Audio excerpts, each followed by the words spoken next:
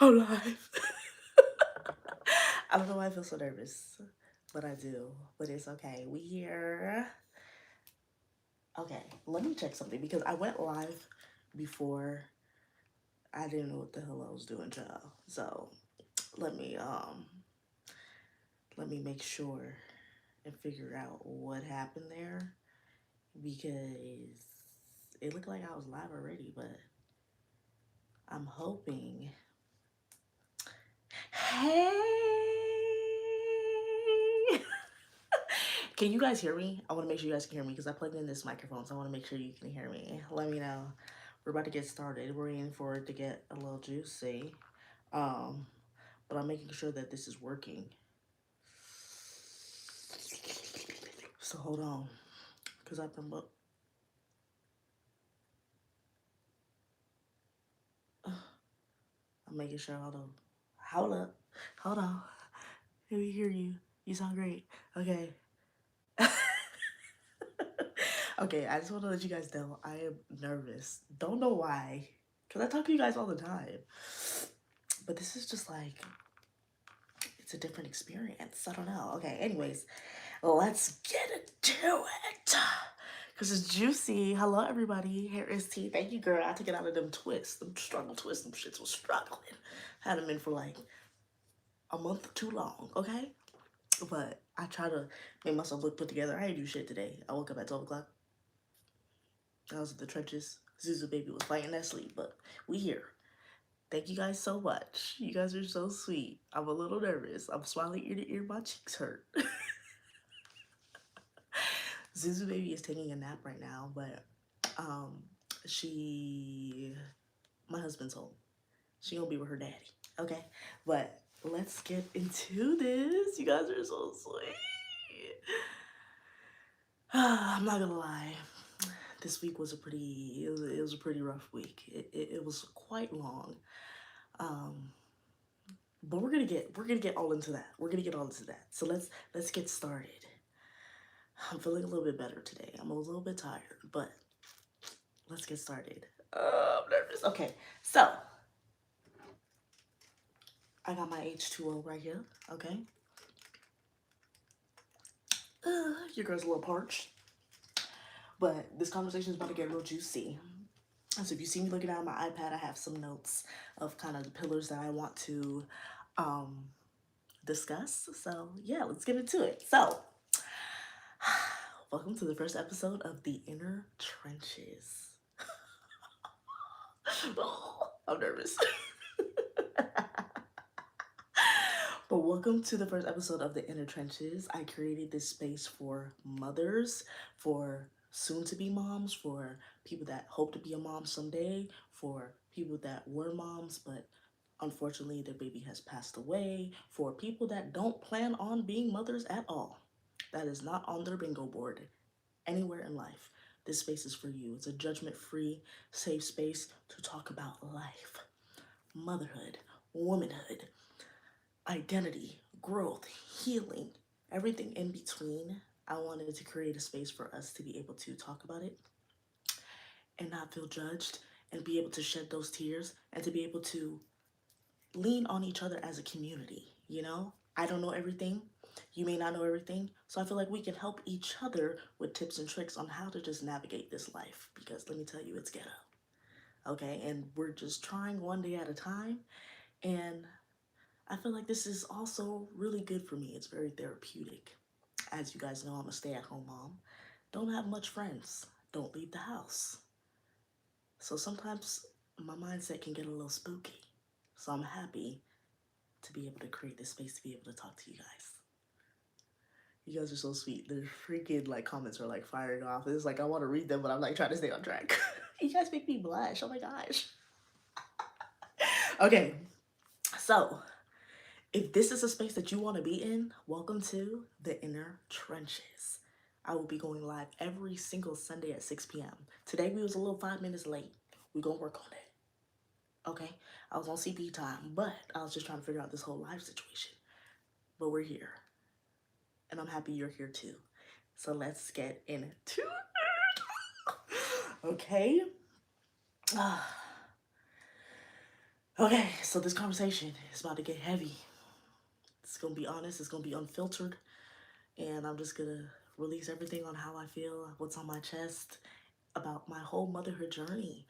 I'm gonna talk about how I felt before I became pregnant, how I felt during the pregnancy, my experience giving birth. It was quite traumatic.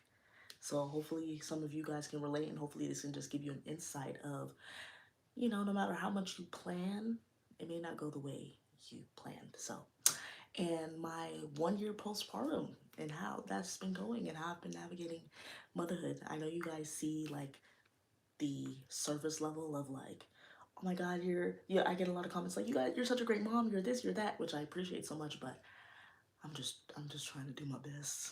I really am. You know, the trenches be trenching, and the best way for me to navigate through it is through making jokes and humor. Because if you don't laugh, you'll cry. So, yeah.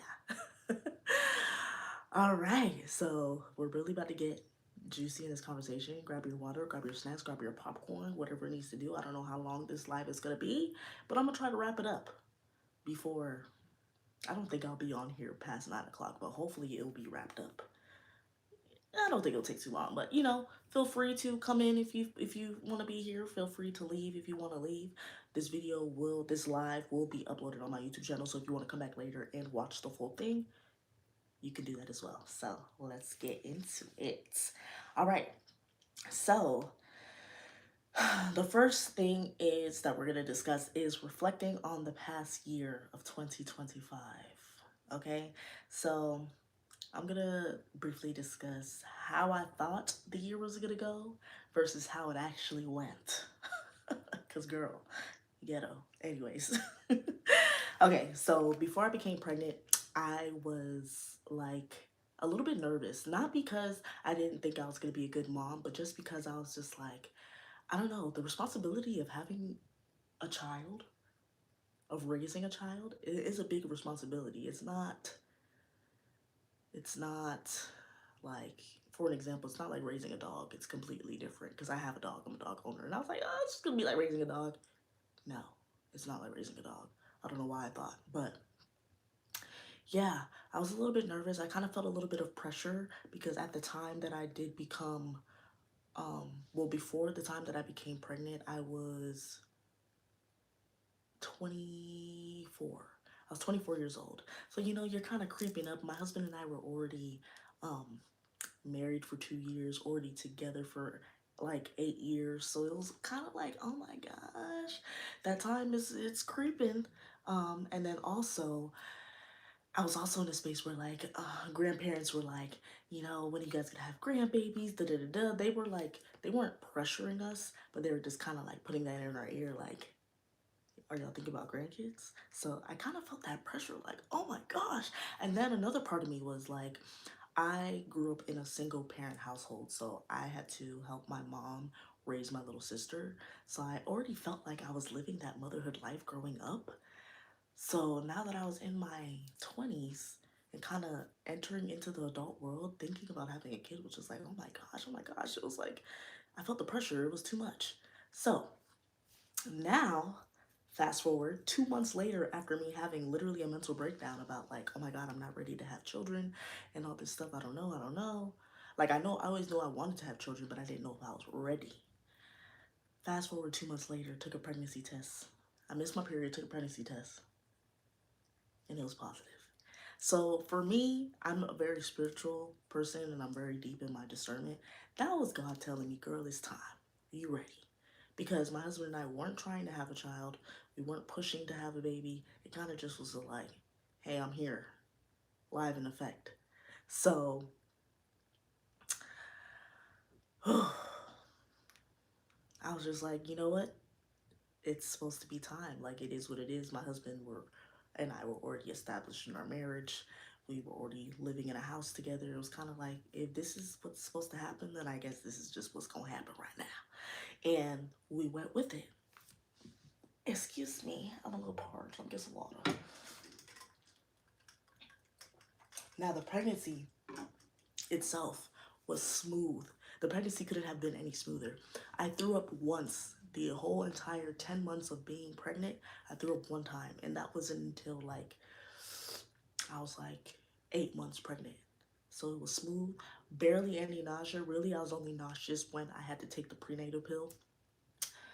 Okay, the first trimester I was a little sleepy, but I was still able to do everything that I wanted to do. I was still able to walk around, I was still able to go to work, I was still able to do, I wasn't sick during my pregnancy.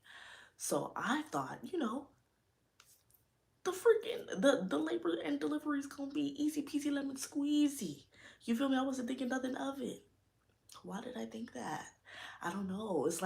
And it's like one of those things where how I usually am when I know I'm about to get myself into something, or like not even into something, but if I know like a big life event is about to happen, or if I know that I'm about to make a big girl purchase or something like that, I dig deep in research. So I'm talking about I'm researching everything that you need to have as a first time mom. What are all the baby products? What foods should I be eating? What should I be doing? This, that, and the third. It don't matter how much research you do, boo. Nothing, nothing will prepare you for motherhood, for parenthood. Nothing will prepare you for that. You can research high, low, everything in the book. Nothing is going to prepare you for when you actually have a child.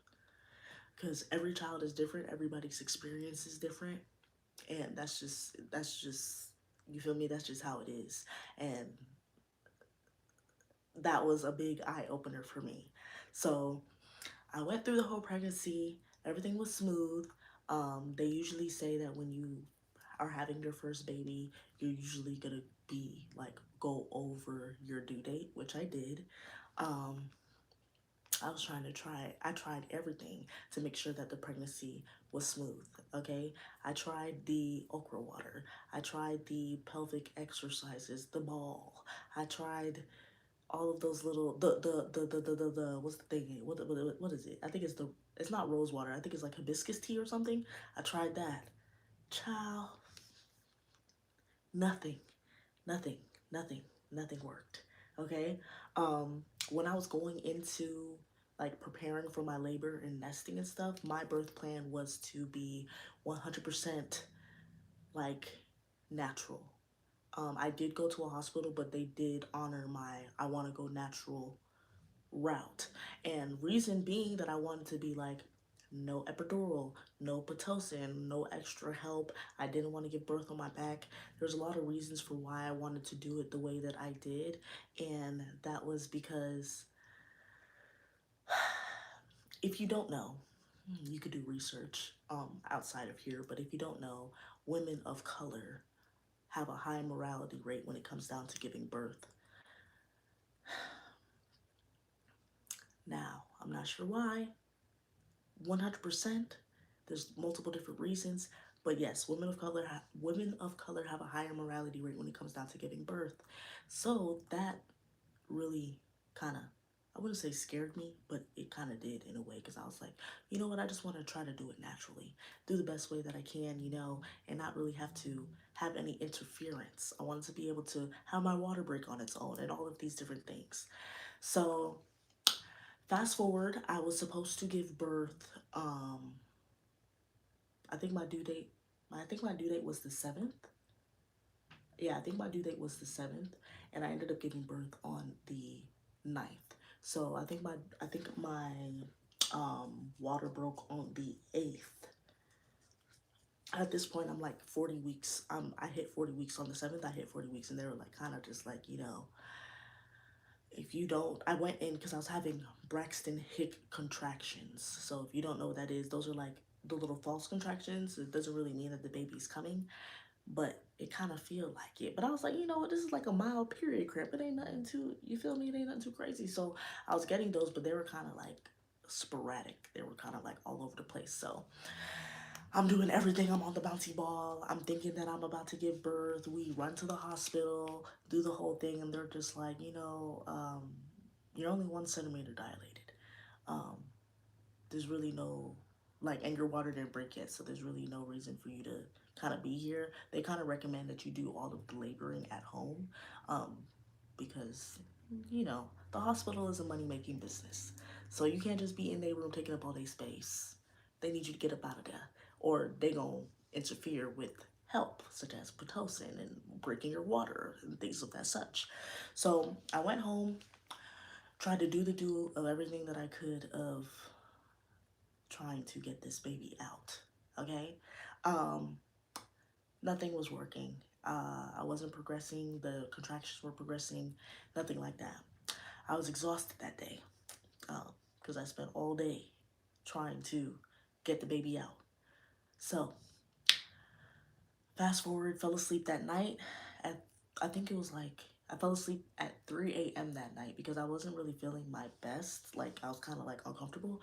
Fell asleep at 3 a.m. that night, literally, probably like 2.5 hours later, my water broke in my sleep.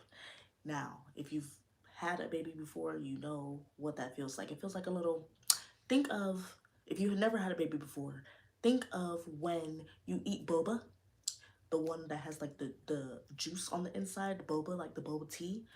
When you eat that boba and it pops, that's what, at least for me, that's what my water breaking felt like. So, broke in my sleep, I said, oh my God, it's happening. It's happening. It's happening. I was like, oh my God, I gotta shuffle. I gotta hurry up. So I ran, took a shower, got to the hospital. But at this point, I'm not feeling any contractions or anything like that. Nothing crazy. So I'm like, okay, um, yeah, I'm in labor. Don't look like it. But I'm like, my water broke. So we're at the hospital. If you don't know, if you're once your water breaks, you have 24 hours to get your baby out, or they have to intervene because the baby's gonna start losing water, XYZ. So I go in there, I have my birth plan printed out, I had 4 copies, everybody got it. I'm trying to do this the natural way, you feel me? So I wasn't progressing on my own. I'm in there, I'm doing everything you can think of. I'm moving around, I'm walking, I'm doing squats. This is about to be a little TMI, but stimulation helps with contractions. It actually worked. Hubby had to help your girl out because I was going through it. But that's when I started to feel the pain. I started to get the contractions and I started to feel the pain, but the contractions weren't strong enough. Now, mind you, the pain was paining, but I was, oh, thank you for the gift. You're so sweet. The pain was paining, but not like that. It was like, just think of it like a bad period cramp. That's what it felt like at first. So 12 hours of doing the exercises, of doing the stimulation, of all of those things, I'm still 1 centimeter dilated. I literally have 12 more hours to get this baby out, or they're gonna have to do an emergency C-section. And that's what I was trying to avoid. So at this point, I'm feeling defeated because I'm like, why isn't my body progressing on its own? Excuse me. Why isn't my body progressing on its own? I'm over here thinking that I could do this, and my body just, it just wasn't. And sometimes that's just, it just is what it is. Like, I was, at the time, I was beating myself up about it and I was boohoo crying, but I was like, you know what? It is what it is. The plan that you thought you were gonna do ain't gonna go the way you thought it was gonna go. So you just gotta pivot. Boom. So I go on ahead and take the Pitocin. Now, if you've ever had Pitocin before, if you don't know what Pitocin is, it is basically like, it's basically like a labor enhancer. I don't know like the technical and proper terms to use, so I'm not gonna say something that sounds wrong, but it's pretty much like a labor enhancer. So I took the Pitocin, and there's levels, so you can go all the way up to a 20 in order to make your contractions progress. So I got up to a number 1. I was in pain. Okay, got up to a number 2. I was like, ooh. Got up to a number 3, and I thought I was gonna be a goner. I really thought I was like about to kick it. That's how bad it felt. And it's very like, the pain isn't front forward. The pain is lower back forward. If you are when you experience, if you're a woman and you experience your menstrual cycle and you feel the pain more so in your lower back, imagine a dagger. If you don't know what a dagger is, go look it up. It's some type of knife. Imagine a dagger in your back. That's what it felt. That's what the pain felt like. Imagine, wide awake. No epidural, by the way, at this point. I thought I was going to flatline. Okay? And I was only at a number 3. The nurse came in. I'm literally like, oh, and the most important part that I forgot. The day I went into labor, mind you, I told you guys my whole pregnancy was smooth sailing. No sickness, no complications, no nothing. The day my water broke and the day I went into the hospital after my water broke, I developed preeclampsia. If you don't know what preeclampsia is, that is when you develop high blood pressure from the baby. High blood pressure. I'm like, high blood pressure? High blood pressure can lead to heart attack, it can lead to stroke. So it's a pretty serious thing. The day I went into labor, I developed preeclampsia. So I had to be strapped to like, I had to have the little pressure monitor thing on me the entire time. I had to have like the baby, like a little strap around my belly so that they can monitor the baby to make sure that she's breathing and she's progressing in there the way that she should. So every time I needed to go to the bathroom or anything like that, I have to get unhooked, go there, rush back, get hooked up. So it was just, it was a lot. And that was a lot on me. So literally, while I'm on the level 3 of Pitocin, I go to the bathroom and I'm literally looking at my husband. Mind you, my husband is like, his eyes are like filled with tears because he can't believe that like I have to go through all of this pain in order to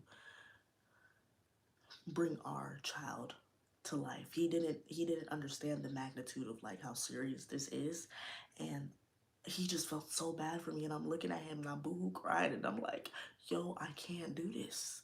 I'm like, yo, I can't do this. Like this is this it hurts too much. Snot coming out my nose and everything. It was bad, child. Like it was very like it was intense. So the nurse comes in and I didn't want to do epidural mainly because I was afraid of the needle that they have to put in your back in order to do the epidural. Um, I'm not afraid of needles. Clearly, I have tattoos and stuff like that, so I'm not afraid of needles. But it's the size of the needle.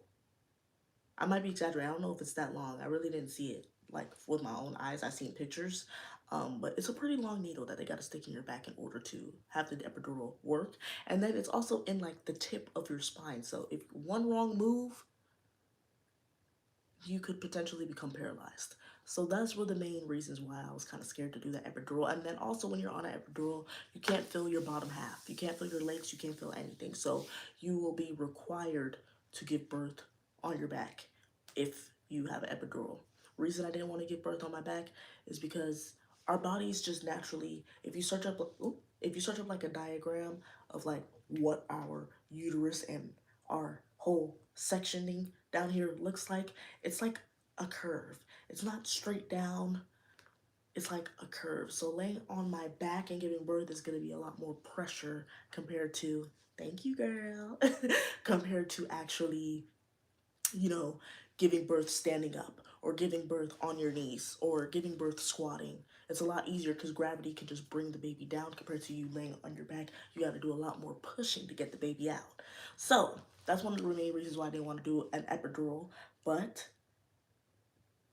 the pain was too painful, and let me tell you why I decided like let me do that epidural. So the doctor comes in and I'm like, I feel like I'm about to flatline, and I'm literally crying.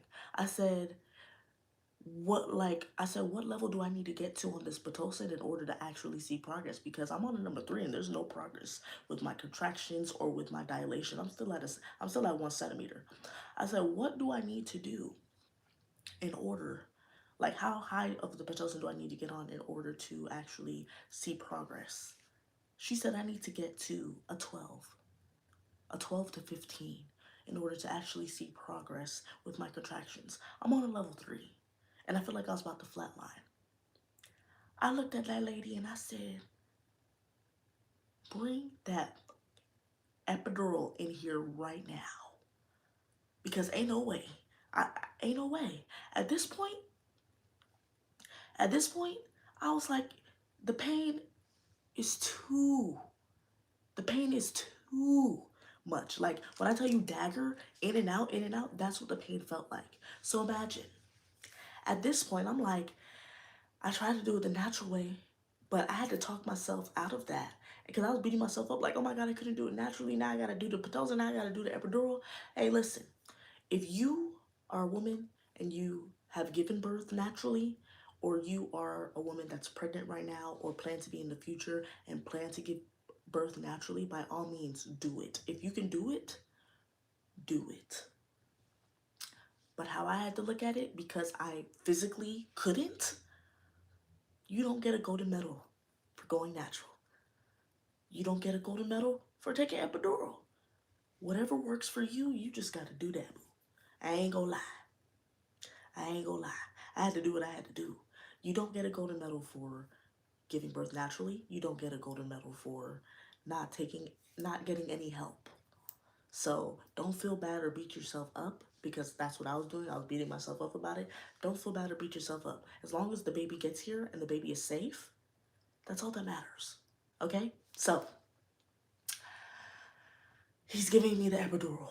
I'm literally getting a contraction while he's giving me the epidural. My husband's on this side of me holding me down. My nurse is on this side of me holding me down. And then the um doctor is putting the epidural in my back. So I'm literally like fighting for my life, crying because the contraction hurted so bad. Okay?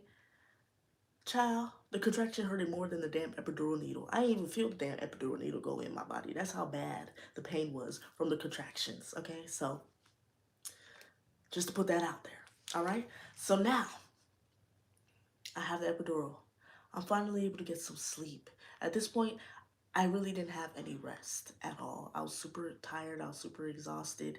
So I was like, let me get some rest now, because at this point I've been awake for over like 24 hours. Okay, mind you, I was in labor for a total of 28 hours. At this point, I'm exhausted. Okay, so I'm getting some sleep while I'm, on the Pitocin, on the epidural, and the contractions are going. Mind you, I don't feel a thing. I didn't feel not one thing, not one pain, not nothing. Okay? I was like, you know what? I don't know why I was knocking this, because I'd rather not feel pain. That's just me personally. You know, to each his own. But me personally, I'd rather not feel any of that pain, because the pain isn't fun, to be honest with you. So, um, we get to a 3. There's a little bit of progress. But now, once we get to a level 4 of the Pitocin, my contractions are back to back to back. I'm talking about, my contractions were like every 30 seconds, lasting like a minute though. They were lasting a long time. So with them happening so often and frequently back to back, baby's heart rate starts dropping. That's not good. Mind you, I have the epidural, so I can't really feel what's going on, but baby's heart rate starts dropping. So that's a that's a big issue. So the doctors come in and they're like, you know what, we're gonna take a pause on the Pitocin, because baby girl's heart rate keeps dropping. So if this continues to happen, the doctor came in and he talked to me. He was like, we're gonna take a pause on the Pitocin for right now, because I was coming up on my 24-hour mark with my water about to break, and then um, not my water about to break. I was coming up on that 24 mark since my water has already broken, and like I had said before, you have 24 hours to get the baby out once your water breaks, because the baby's starting to run out of oxygen. So um, they said, what we can do, they're like, we could try the Pitocin again, but if something happens to you or something happens to baby in the process of trying this Pitocin again, we may have to do an emergency C-section, and we're not going to be able to talk to you and talk you through it, because they already knew my birth plan. I was like, y'all need to tell me what's going on. I don't want y'all to just do anything willy-nilly and I don't know what's going on. You feel me? Because like, you have to advocate for yourself. You know what I mean? Especially me being a black woman, I have to advocate for myself. My husband, I told my husband, you need to advocate for me if I'm not able to advocate for myself, because this is my life. You feel me? And like I said, the morality rate of having a child, especially as a black woman, is a lot higher compared to other races. So I was like, They were like, we won't be able to tell you if we have to do an emergency C-section. Our only goal is to save you and save baby. We're not gonna be able to talk you through it and let you know everything that's going on. So it's gonna be a whole lot of, you feel me? So they were like, we could either do the pitocin or we could schedule your C-section in the next 30 minutes. The doctor that was there, he was like, I'm about to clock out in 30 minutes. If you want me to do your C-section, let me know now so we can get everything set up. If not, we can try this pitocin again. At this point, I'm exhausted. At this point, I'm like 28 hours in labor. You feel me? I'm exhausted. I'm tired. Um, I'm exhausted. I'm tired. My body can't give no more. Okay? I was just like, at this point, just get this baby out. I've been up for over 24 hours. I'm exhausted.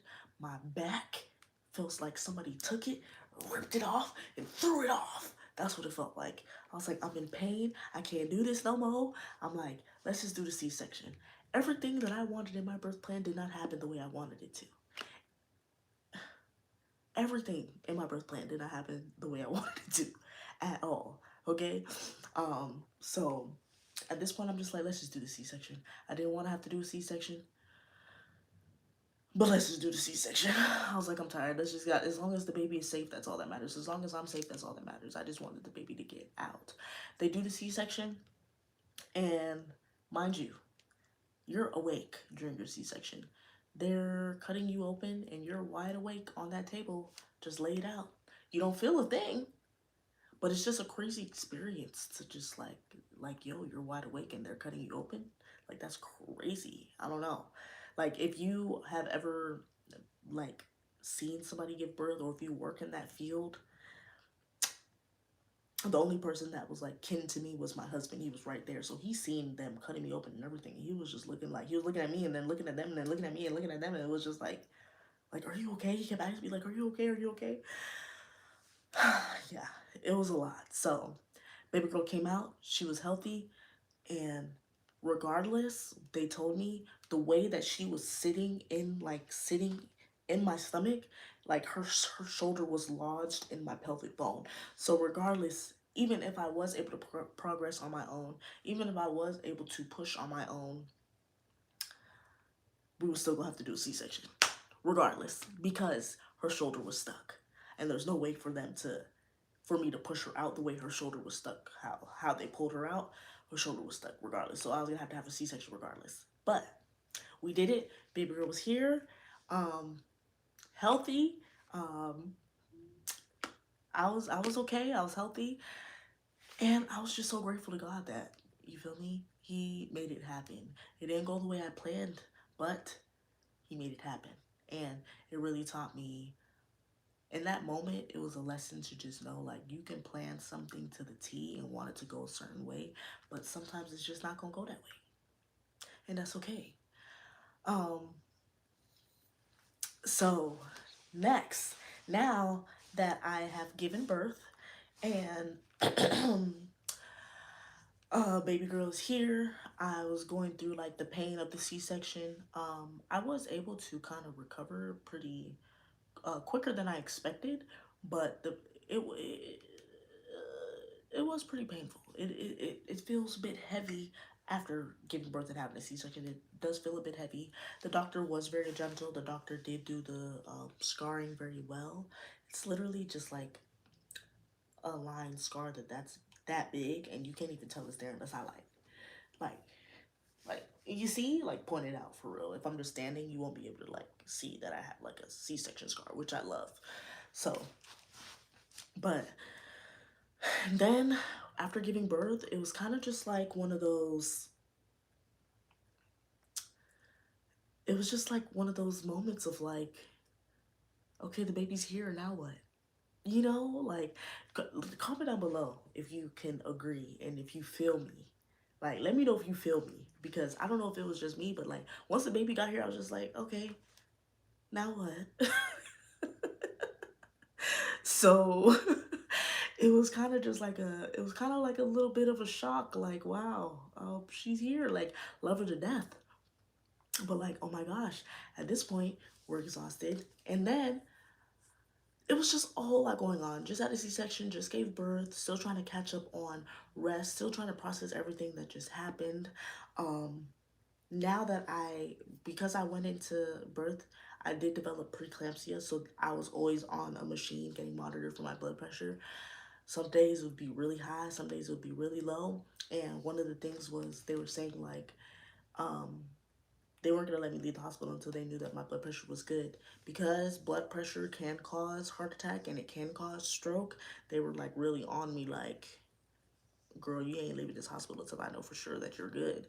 So I didn't understand the severity of what was going on until I actually went home. I was able to go home 3 days after giving birth, but then I ended up having to come back into the hospital a week later because the preeclampsia progressed and got worse. So how they knew that I had preeclampsia is they found protein in my urine. So a week later, I ended up getting a blood pressure monitor. Like once I got home, I ended up getting a blood pressure monitor, and my blood pressure was like 140 over 90, like 140 over 93, 145. It was like high, and normal blood pressure is 120 over 80, or a little bit lower, but normal blood pressure is 120 over 80.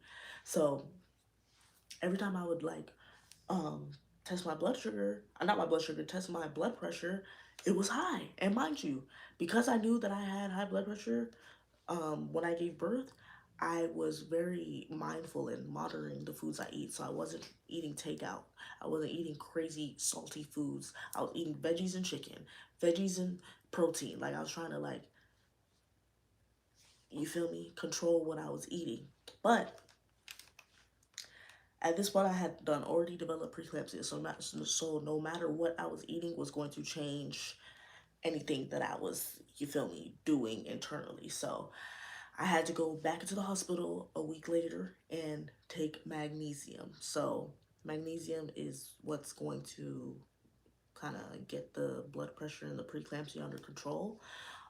So being on the magnesium felt very much like COVID, but without the sore throat and the cough. But like the body aching of COVID and the headaches of COVID times like five. That's what being on magnesium felt like. I wasn't even capable of really, I wasn't capable of breastfeeding because I was so loopy and woozy. I wasn't really capable of holding my baby because I was so loopy and woozy. So that was kind of sucked because I was just like, damn, the pregnancy was so good. And then just like that, my whole life just took like a 180. So it was a lot on my mental. It was a lot on my mental. It was a lot on how I was feeling. It was a lot to process all of that. And then on top of all of that, um, first night when baby gets there, their first feeding is breastfeeding. So, they say like the first couple days of once baby gets here, it's supposed to be colostrum. So it's literally just little drops of like the most purest golden milk that your breast can develop when you are breastfeeding. And at this point, they're cluster feeding. So every hour, literally, she's crying to get some booby. And I'm like, yo, I'm tired. I've never breastfed before, so I really don't know what I'm doing. It's both a learning process. She's never, you feel me, had breast milk before. So it's a learning process for her to learn how to receive the tata. And then it was a learning process for me to learn how to give her the tata. So nipples were hurting, thought they were gonna fall off, very much blistered and bruised. Um, Having to feed multiple times within like such a time frame, every hour on the hour, she's like, I need some. You feel me? So that was a lot on me too. Um, I'm tired. I was sleep deprived. I just went through the whole C-section thing. I needed help just to take a shower. Couldn't take a shower by myself. Needed help just to go to the bathroom. My husband had to help me shower. Like it was stuff that I wasn't expecting to happen. When you do your research and you do your research online, not everybody is showing that nitty gritty of like their experience, but it get nitty gritty. Okay, I ain't gonna lie. Yeah, she was demanding. The Zuzu baby don't play. She was demanding that milk. She said, "I need that," and it's like my husband, like when I would try to get rest, my husband would help me, and watch the baby, make sure she's straight. But when she's screaming and crying for that milk, when she's screaming and crying for that tata, he looking at me like, I ain't got no milk, I ain't got no tata. You gonna have to wake up and feed her because I really don't know what to do. I wasn't trying to give her formula either. So the whole thing with the whole breastfeeding, why I chose to breastfeed is just because I feel like it's the most nutritional and most nutritional thing that you can give your baby. It's the best thing that you can give to your baby. Granted, not everybody is able to breastfeed, and honestly, breastfeeding is a full-time job. So if you don't want to breastfeed, don't beat yourself up about it or feel bad. Like, it is what it is if you don't want to breastfeed. But it ain't no easy job, let me tell you that. Um, but I chose to breastfeed her, and I did it for the first 6 months. After 6 months, I was like, it's time to wrap that shit up.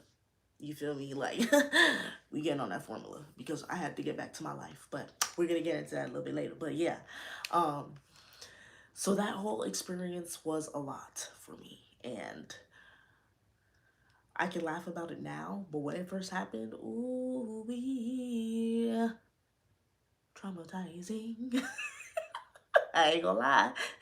I ain't gonna lie.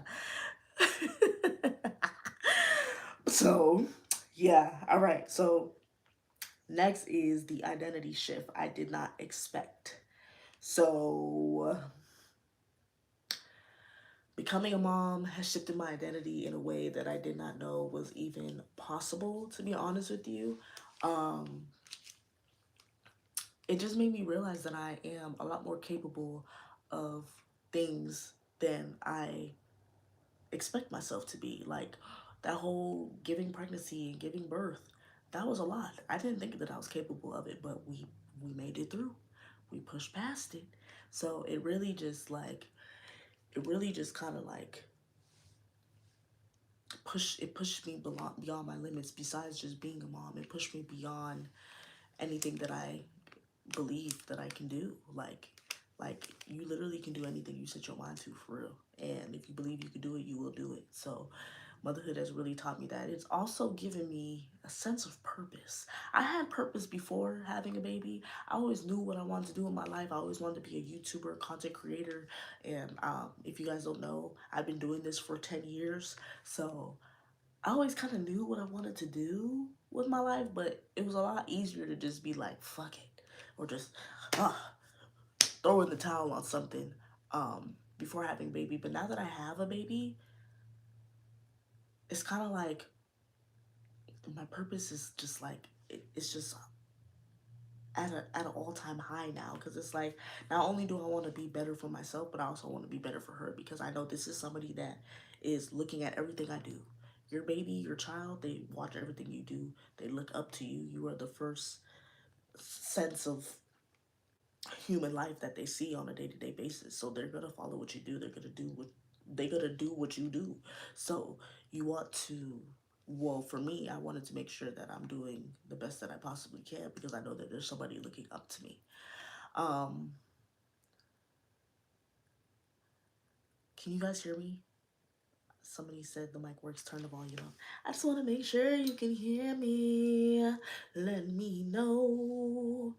Salute to all mothers and the women in general. You guys are built different. Thank you, my love. Say dollar in the motherfucking bill. Okay. But yeah, so it really it really makes you look at the world differently, honestly. Like, um, I feel more motivated to wake up every morning, because even some days where I'm like, oh, I don't even want to get up for myself. Ooh wee, that baby will be crying, and she gonna be expecting your ass to show up. So it's changed my mindset in a way that, like, even if she wasn't here, you should still want to show up, you know? So I really do love that. I really do love that. What surprised myself the most, um, what this whole experience surprised me about myself the most, is the fact of how much patience and grace I can give myself. Like, first, when you first have a baby, like, and just everything, this whole experience has taught me, like, girl, your life is not the same. Once having a baby, your life will never be the same like how it was before. So it's kind of like you have to be patient with yourself. You got to learn your new routines and give yourself grace. This is something that you've never done before, and you don't have to feel like you know what's going on. You don't have to feel like you know how to do everything. It's your first time doing it. So kind of just like calm down, relax. You feel me? Like it don't gotta be that, ooh, I gotta do everything perfect. You're not perfect.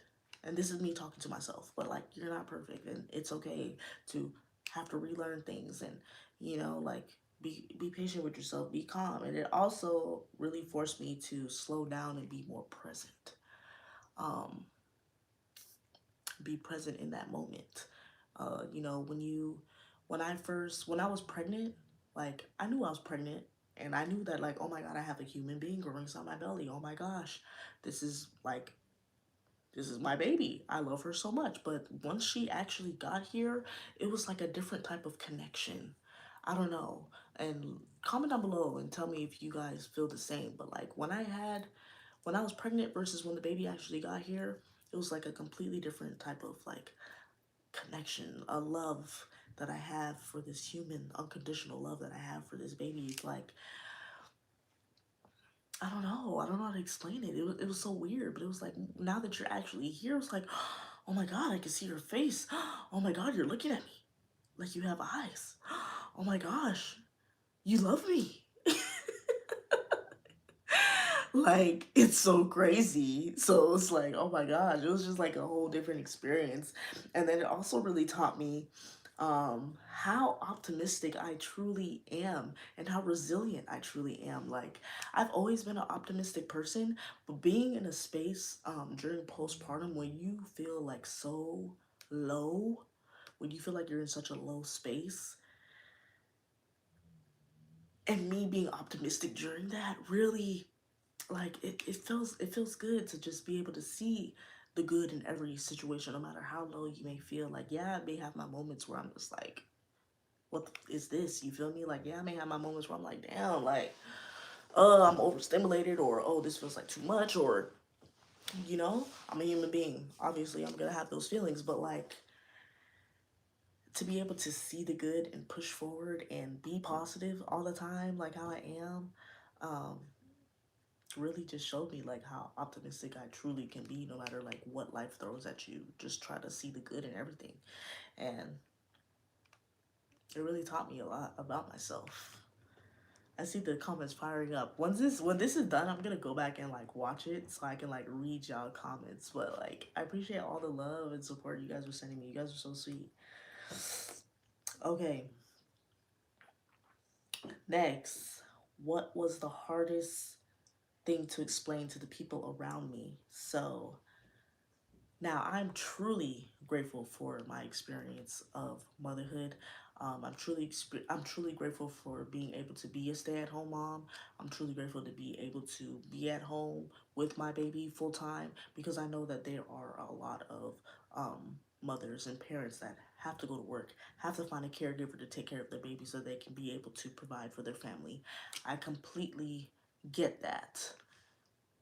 Can you guys hear me?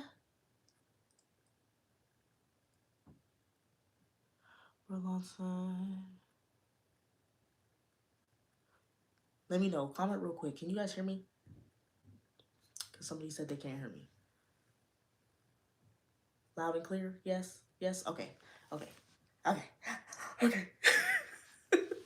Okay. Um, but yeah, I'm truly grateful for the village that I have. I'm truly grateful for being able to be a stay-at-home mom and you feel me, be able to be in the comfort of my home and not have to find a caregiver to take care of my baby, and to be able to make money online. Like this is my full-time job. So to be able to make money online and help provide for my family, like I'm grateful for that. But at the same time, I still had my own struggles. I still was dealing with, I wouldn't say grieving my old life, but I was kind of just like, my life is completely different now. That was a 360. My body is completely different now.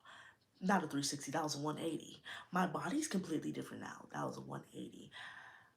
My baby learning me and I'm learning her. This is new for me. Breastfeeding, having to be a 24/7 cow milk machine. And if you're not producing milk, your baby not eating. Like that was a lot for me. Um, Motherhood, parenthood can really, in a way, isolate you. It can really make you feel like you're alone, even if you aren't alone, even if you have a village. I have my husband, he's been here every step of the way. I have my mom, I have my mother in law, I have my aunt. Like, these are people that are in my life that have really been very helpful for me in my journey with motherhood. But at the same time, there was points in this journey where I felt alone, and I felt isolated, and I felt like I didn't have anybody, and it was just like my own mental battle in my head that I was going through. So I felt like that was very hard to explain, because it's like the people around you were like, girl, we are here for you, you are not in this alone. Like, why do you feel like you're by yourself? And it's like, I don't know.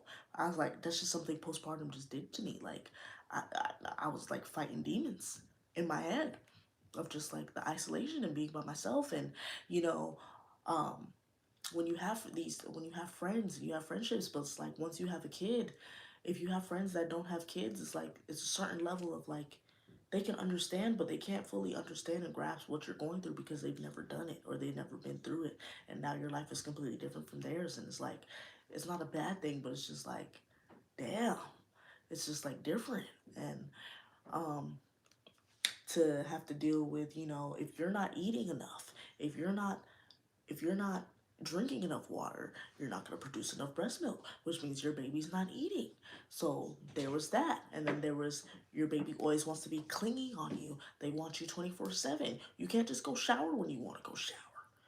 You can't just go wash the dishes when you want to go wash the dishes. You can't just do basic everyday chores when you want to do those basic everyday chores, because your child is literally dependent on you. And then it's like, because I am a stay-at-home mom, I'm home 24/7.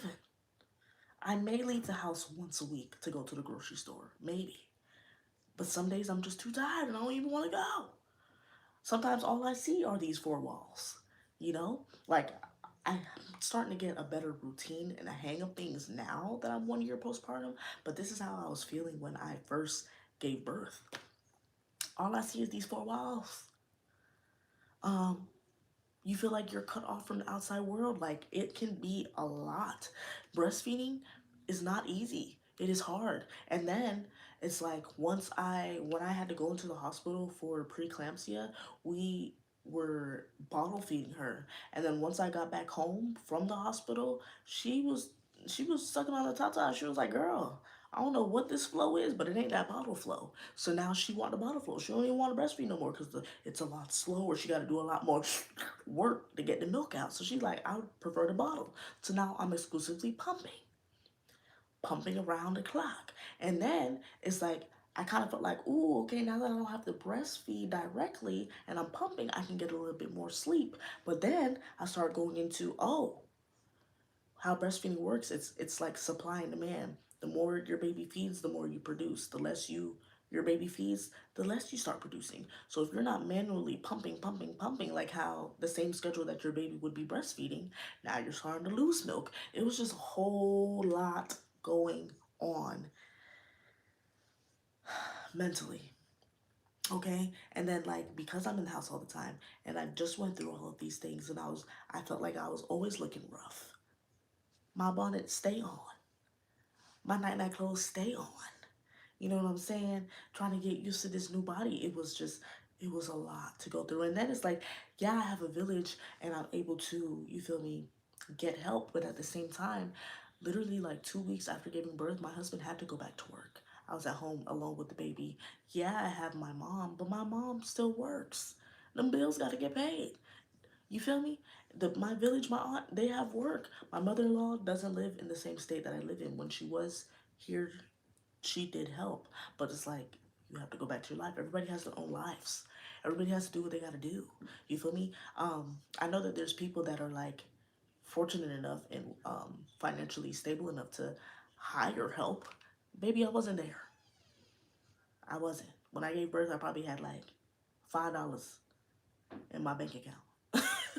Okay, like, I did not have the help to be able to do those things. So it's like, it did. become a lot. So it was a challenge for me to try kind of get myself back into the groove of things and kind of navigate this new life and dealing with the child. There was a point in time, they grew back now, but there was a point in time when my hair was falling out. My edges was thin and I had these two dreads right here hanging off by a thread, by a strand. That like, you feel me? Like it's a lot that goes through it mentally. And, you know, I love my baby to death. I love her to death. But, sometimes mama needs a minute.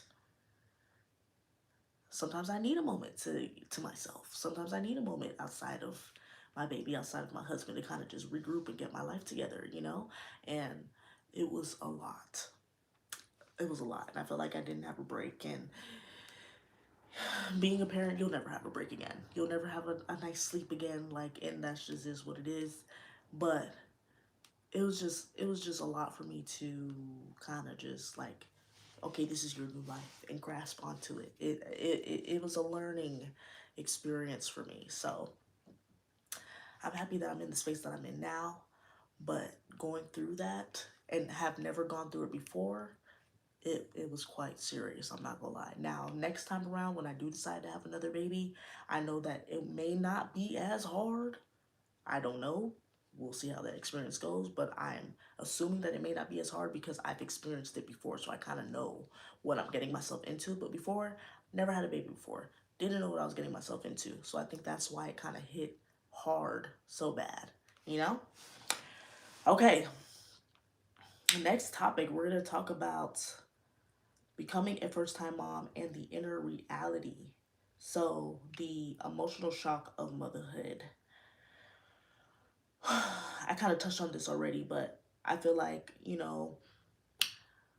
motherhood it's a bit crazy because it's like you find out you're pregnant and you're growing this baby inside of you for 9, 10 months, almost a year. You're growing this baby inside of you.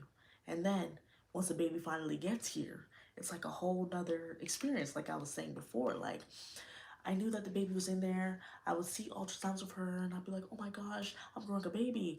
I love my baby, obviously, because I knew one day I wanted to be a mom and, I'm gonna love my baby. But once the baby actually got here, it was like a different emotional connection to like see her face and like see her love me. And I'm just like, oh my God, you're so cute. Like, as soon as they pulled the baby out of my belly and they pulled her over the drape and showed me, I literally started boo-hoo crying because I was like, oh my gosh, she's so cute.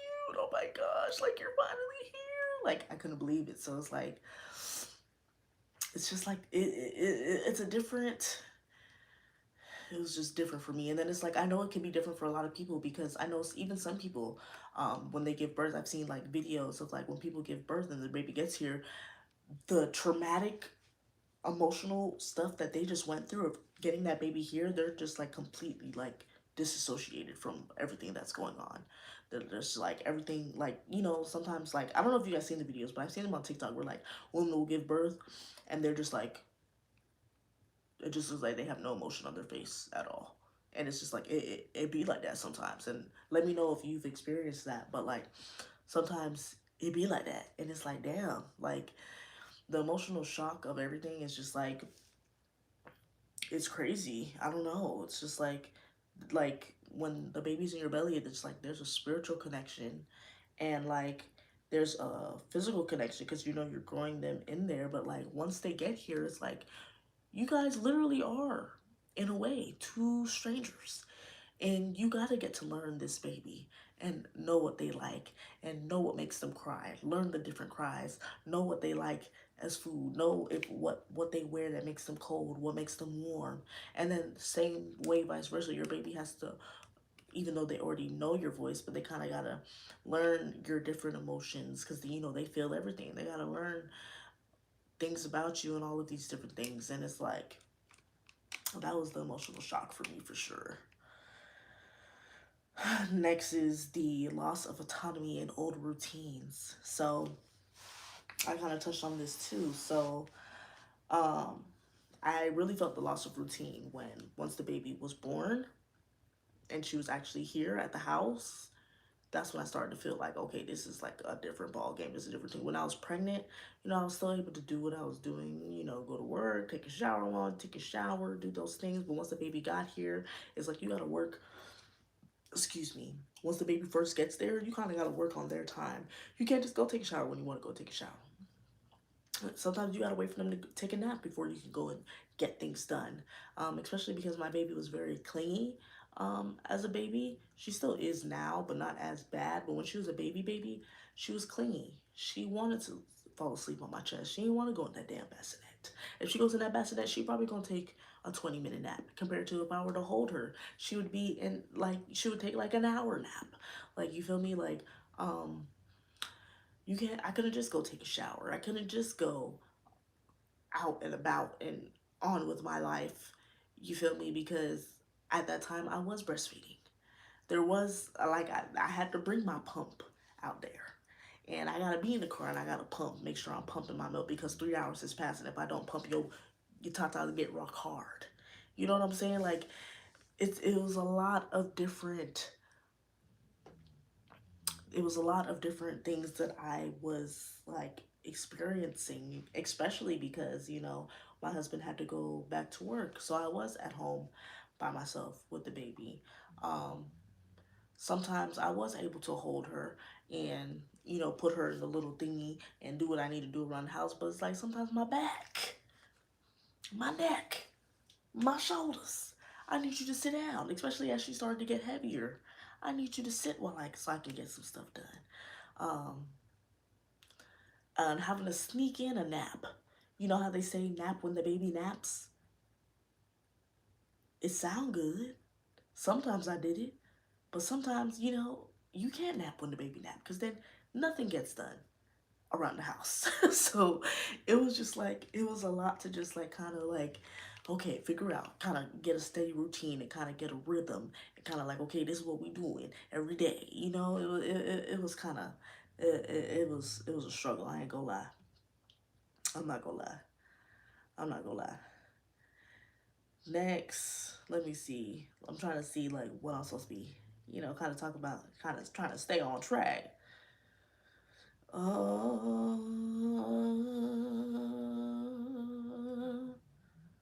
oh, I kind of touched on this too, but the pressure of being grateful while struggling. So, like I had said before, I was very grateful, and I am very grateful now.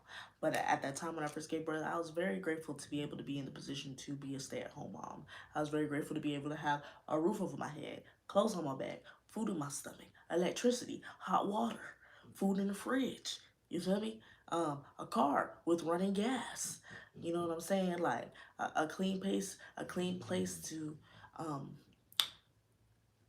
wash up and have and clean my baby and to be able to have the things, have a crib, have a bassinet, have the diapers and the this and the that. I was very grateful for those moments. Don't get it twisted. Wouldn't trade it for the world, but at the same time, I was still struggling and still having to try to learn and navigate this new life and get used to the new routines and my mental health because it was kind of plummeting a bit. Um, I was still struggling with those things. So even though I pretty much had everything I needed, I was still going through it. And it's like there would be times where it's like even like today, I was a little nervous just to come and talk about these things um, publicly because not everybody has good intentions. Not everybody has, you feel me, um, a good heart. So it's like some people come on here and they talk that trash. You feel me? So when I did start to like express my journey and make videos online and like damn my life as a first time mom in the newborn trenches and like talking about it um and explaining my struggles, like I know you guys can always pick up on my videos that I was always like very grateful and I'm happy to be a mom and that I love my baby, but I also try to shed light on like it ain't always gonna be peaches and rainbows. It ain't always gonna be cookies and cream.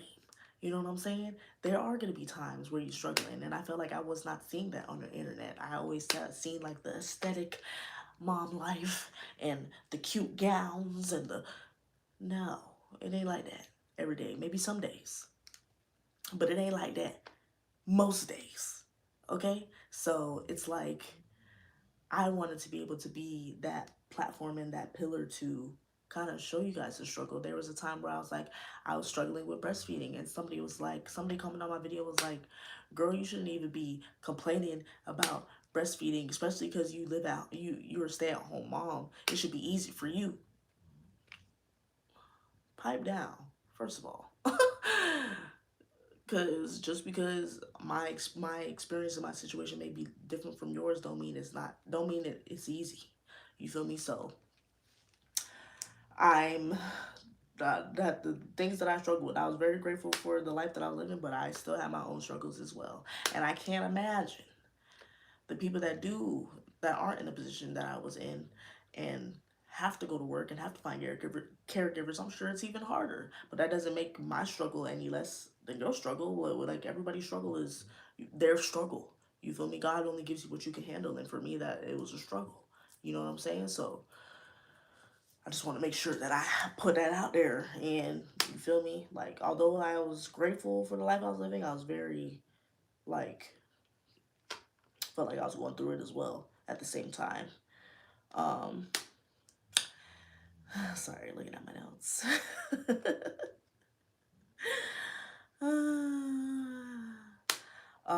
Motherhood cracked me open emotionally in a way where, like, I was so happy that my little bundle of joy is here and she's healthy and she's happy and she's thriving. And I was very like, even to this day, I'm still amazed at the fact that, oh my gosh, like my husband and I came together and planted this seed, and I grew this seed in my womb for 10 months. And now it's a whole human being here that looks at me and talks to me, calls me mama, and like loves me and loves her dad. And, it's like all of that is crazy to me. But it's like, at the same time, as much love and joy I have when I'm with her and how much I love her, I do get overstimulated. I do get frustrated sometimes. I do feel like I'm about to crash out sometimes. Sometimes you have those moments where it's like, you feel me? You feel crazy. And like it be like that. But it's like that's just the reality of it. It's not always gonna be like that. No matter no matter how unconditionally I love my baby, it's not always gonna be like that. There's some days where you feel me? Wait, Zuzu baby watching live eating. She saying mama. My Zuzu baby. If you watching this, Zuzu baby, I love you, Zuzu baby. I'm talking about you right now, girl. I love you to death, but sometimes you be making mommy want to crash out. I ain't gonna lie to you, girl. But I love you. I love you to death. But yeah, there are days where it could be um a bit much, but then there are also hello. What is happening? Don't upset me right now. Okay. I'm trying to move this and it's like not working. Oh, that's why. Cause I'm like, girl, what the fuck? No, can you stop real quick? Hold on. I'm sorry, guys. Let me get my life. Okay.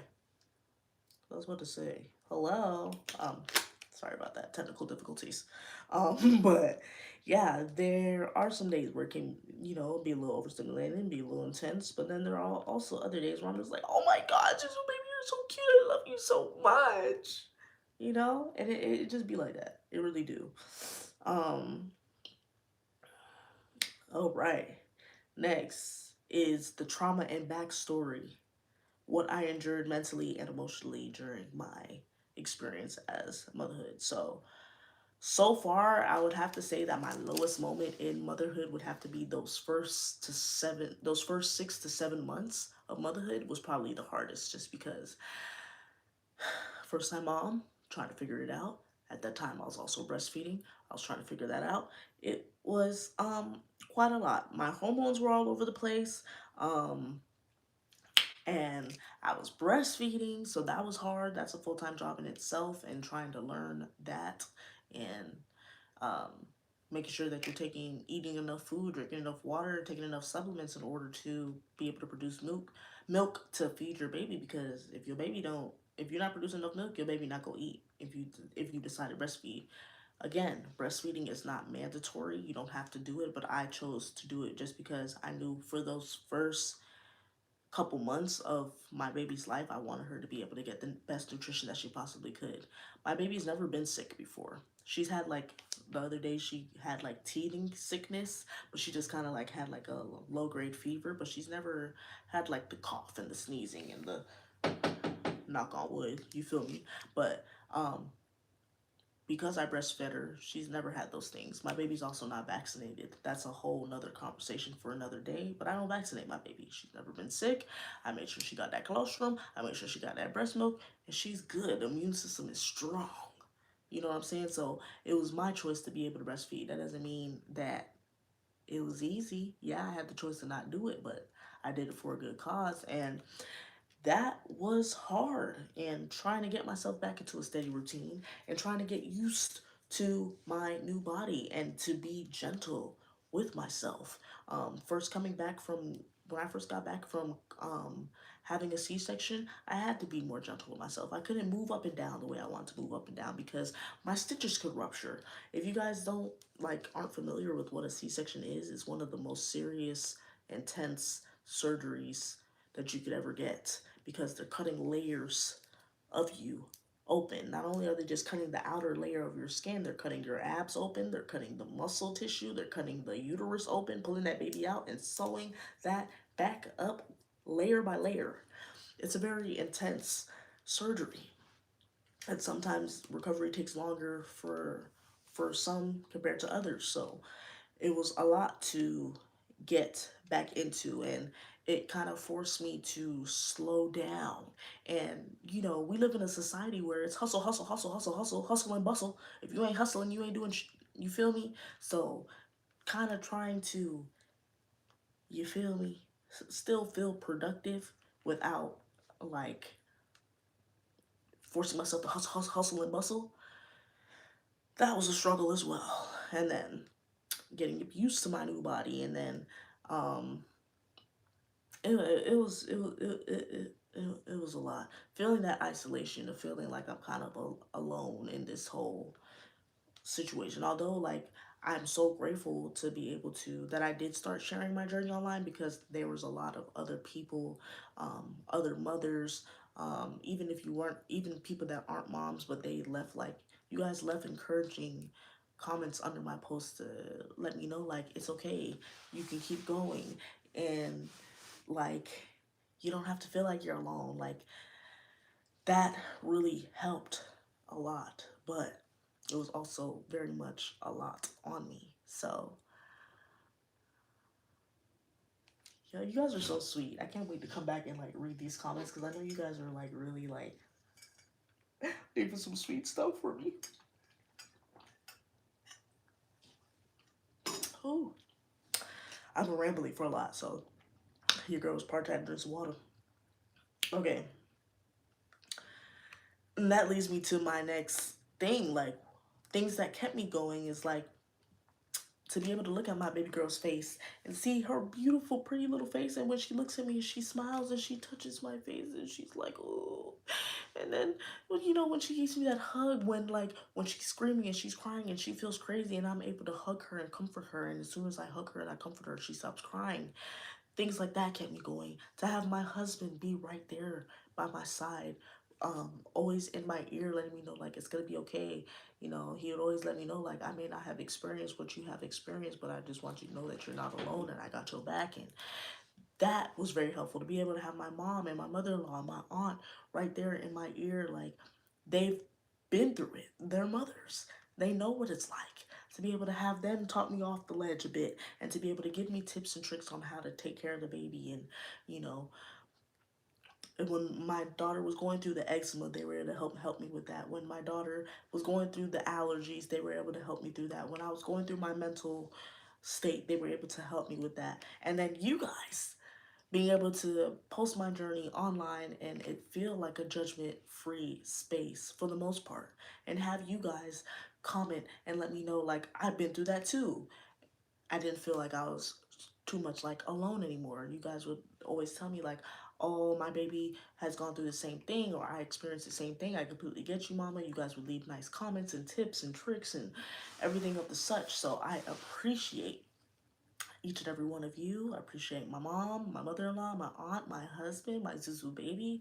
I appreciate all of you guys for, all of that is my village. And I would not be where I am right now without each and every one of y'all. So I appreciate you guys and I love y'all so much. Oh my god, that was Ishy Gushy. How do you feel? Okay, next. Once I was going through all of that and to know that I had a village that was able to help me and be here for me, it really started to really help me truly pick myself back up. And um, it kind of got me out of that low space and I started to choose me again. And that's when I started to actively pour back into myself. After those 6 7 months, I was like, you know what, my baby has gotten all the nutrition and everything that she needed the first 6 months of her life. I was like, you know what, I'm no longer gonna breastfeed. That's something I gotta take back for me. And at first I felt really bad about it, but now once I did it, I was like, I'm not gonna feel bad about it no more. You feel me? Like, I gotta put me first. I did what I could with the breastfeeding, and it started to mentally take me to a place that I didn't want to be. It was very low. It was very spooky. I was like, you know what? I'm gonna take a step back. She gonna be okay on formula. There's babies that are first day out the womb drinking formula. She gonna be all right 6 months drinking formula. Don't feel bad about it, Makita. That's how I had to talk to myself, you know? And I started to, the same energy that I would pour and pour into my daughter, the energy that I would pour into my marriage, the energy that I would pour into the relationships around me. I was like, you need to pour that same energy back into yourself, because that saying, there's a saying where it's like people can only show up for you the way that you show up for people can only show up for you the way that they show up for themselves. So I can't show up to the best of my ability for my daughter, for my husband, if I'm not showing up for me. I can't fill your cup if my cup is half empty. You feel me? My cup needs to at least be full or overflowing in order for me to show up the best way that I can for the people around me. So that's when I really actively was like, okay, girl, you gotta start showing up for you. And it was very important for me to do that, not only for myself, but it was important for my daughter, it was important for my husband, it was important for you guys. I can't show up the best way that I can if I'm not making sure that I'm straight first. So that's when I really started to like, okay, we gotta start getting this mental together because I was an emotional wreck. I was crying all the time. I was very sensitive. I was very hyper, like picking at myself, beating myself up about certain things. So it was very hard to, not hard, but it was very like important for me to do that for myself in order to, see a better result in my life. Um, what that looked like, what that actually looked like, that this is when I really started to heal and get into my healing journey with this. And what that really started to look like was just the real nitty gritty. I wasn't trying to be aesthetic. I wasn't trying to, you feel me, do it for the gram, you know what I'm saying? I really was like trying to be intentional about how I was showing up for myself. So I didn't overcomplicate filling my cup. Um, I wanted to make sure that showing up for myself was attainable and it wasn't far fetched. And it was something that I was going to be able to do every day, or at least a little something for myself every day to show up for me. You know what I'm saying? So, um, things that I would do is simply showering every day. When I first gave birth and I came home, there would be some days where I'm just too exhausted and I just don't have the energy to go wash my ass. Yeah, yeah, let's keep it real. There are those days where you don't want to do that. First giving birth, and it was like, girl, let's wash that ass today. You know what I'm saying? You might feel a little bit better with a clean booty. You know what I'm saying? Simple stuff like that. Simple stuff like, y'all know me. I'm a self care girl. I love my soaps. I love my scrubs. I love my body butters. I love smelling good. Kind of just taking the extra 20 minutes to really give yourself a little bit of self care. Taking the extra 5 minutes to lotion up your body instead of just being like, I took a shower. Let me go lay down. No, moisturize your skin. It's dry. You know, pour that extra time into yourself. You know what I'm saying? Like, Like it don't even gotta be too much. You ain't gotta do nothing grandiose, but just simple things like that was helping me to get my mental back together. Um, if y'all know, I'm a 30-minute shower type of girl. I'll be in the shower 30 plus, a 30 minute shower minimum. That's me. I needed that. That's my little escape on a daily to be able to just, okay, this is my me time. I don't want to be interrupted. We finna wash his ass. We gonna get real nitty gritty in there. Like, you feel me? That was a way for me. That was one way for me to kind of get back into my thing. You know what I'm saying? As a stay-at-home mom, there are most I don't go nowhere. So there are most days where I'm in that bonnet. I'm in my night night clothes that I fell asleep in. So to be able to kind of help myself, kind of get myself up out of that. Granted, I don't do it every day. But the days where I'm like, you know what, I want to feel a little bit better about myself. I take the bonnet off. I'm gonna do my hair. I ain't step outside the house not once today. We gonna do our hair. We gonna do a little eyebrow, a little blood, a little lip gloss. Excuse me, you know what I'm saying? We gonna put some perfume on. You ain't going nowhere, but we gonna put some perfume on. We gonna put something nice on. You feel me? Get ready for the day. It ain't gotta be nothing special, but you feel me? Get about them night night clothes. You know what I'm saying? Fix your hair up a bit. Wash your face. Get the crust out your eyes. You ain't even got to do makeup and all that stuff, but wash your face. Put some moisturizer on your skin. You put some lip gloss on those lips. You know what I'm saying? Just like simple stuff like that to kind of get you up out of that funk. You know what I'm saying? For me, sometimes I don't really go out, but when I do step out, I'll go to the grocery store. My husband will be like, maybe I'll go to the grocery store. He'll be like, you know what, Mama needs a minute. I'll go to the grocery store today. Like, I don't mind, let me just step out the house for a little bit. I'll go get my nails done. These are press ons, by the way. Stop playing. Yes, I filmed it, period. But I'll do stuff like this to make myself feel good about myself. I'll go get my feet done. You know what I'm saying? If y'all know me, I love Marshalls. I love Ross. I love TJ Maxx. Love them down. I'll go to them stores and walk around. I don't buy a thing, but I just walk around and imagine me thinking, ooh, if I bought this, how would this look in my house? That's just something I personally like to do. You just gotta find things that you like to do that's gonna make you feel better. I love me a caramel frappuccino. I haven't had one in a while. We trying to do better. But I love me a caramel frappuccino. I'll go to McDonald's and get hooked and cracked up off that caramel frappuccino. That makes me feel good. It puts a smile on my face. You just gotta find things. She love them stories. You already know. You just gotta find things that, you feel me, make you feel good. I love me Walmart. I'll go to Walmart and I'll be in Walmart for 3 hours. Probably walk out with a couple things, but I was in that thing. I was in that bad boy walking around, scrolling, seeing what they got. You know what I'm saying? That was a way for me to pour back into myself in the nitty gritty of all of the trenches that I be in. That was a moment for me to kind of, you feel me? It helped me to slowly bring myself back to me. I love propping up a camera and talking to y'all. At first I was a little nervous, but you feel me? I got the jitters out. I'm feeling a lot more comfortable. You know what I'm saying? But like, I love filming. I love content creation, whether I was getting paid to do this or not. Like I said, I've been doing this for 10 years. This is what I love to do. And I think that's what really drove me to kind of share my journey. Because I was like, girl, this is what you love to do. Just have fun with it. Don't overthink it. You feel me? Just, be yourself and just pour back into you. You know what I'm saying? Like, there are certain beliefs that I had to, like, unlearn when I became a mom.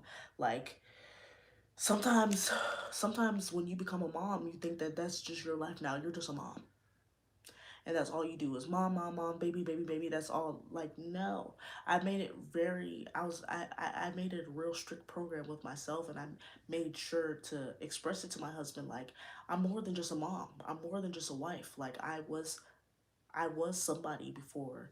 These titles. Don't get it twisted. I love my life. I love my husband. I love my baby. I love my family. I love having a family. I wouldn't trade it for anything in this world.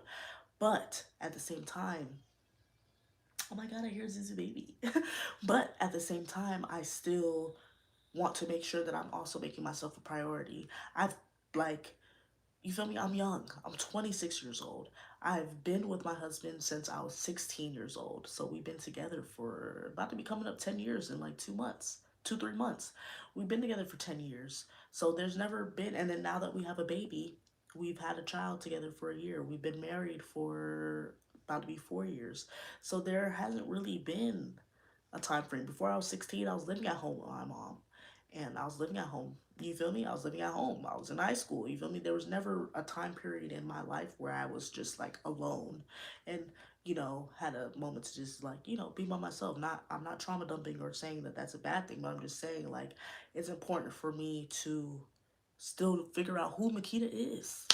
Like I have a sense of who I am, but every day I'm still learning new things about myself, and it's important for me to do that. Like I'm more than just my titles, Like I still want to learn who Makita is. I still want to tap into what I like to do. What hobbies do I like to do? Like what's something that makes me happy outside of my marriage and outside of my baby, like outside of my career? What are things that I like to do? What are hobbies that I like to get into? These are all things that I am still learning, and I wanted to make sure and unlearn, like, just because you are these things doesn't mean that that's all you are. There's more to you than just that. And I wanted to make sure that I tap into that for sure, because that is, I feel like, in a sense, that is, I didn't want to lose myself in all of this. I love being a wife, I love being a mom, but I didn't want to lose myself in that. I still want to have a sense of identity. I still want to have a sense of identity outside of being a mom. I still want to have a sense of identity outside of being a wife. You know what I'm saying? Like, I feel like it's important to tap into those things. It is, because later down the line, if you get so over consumed into that, you can fall into being resentful and feeling like you lost yourself and feeling like you resent your child or you resent your husband because you don't know who you are or what you like to do outside of those things. Like, no, that's not okay. And I make it a priority to still tap into me outside of those things, and then tap into tap into them. I show up every day for my daughter. I show up every day for my husband, and I love doing those things. Don't get it twisted. Love my family down, but I also love me as well. So I make it important to do that, because losing yourself is not fun. And when I first gave birth, I started to feel like I was kind of losing myself, and that can drive you insane. It can drive you over the edge. It really can drive you bonkers if you're not okay, if you're not careful. So that deserves a drink of a sip of water, because boy, I was just rambling but in my throat. Also, let me show y'all my glass. I got this from Marshall's, my favorite store, like I said.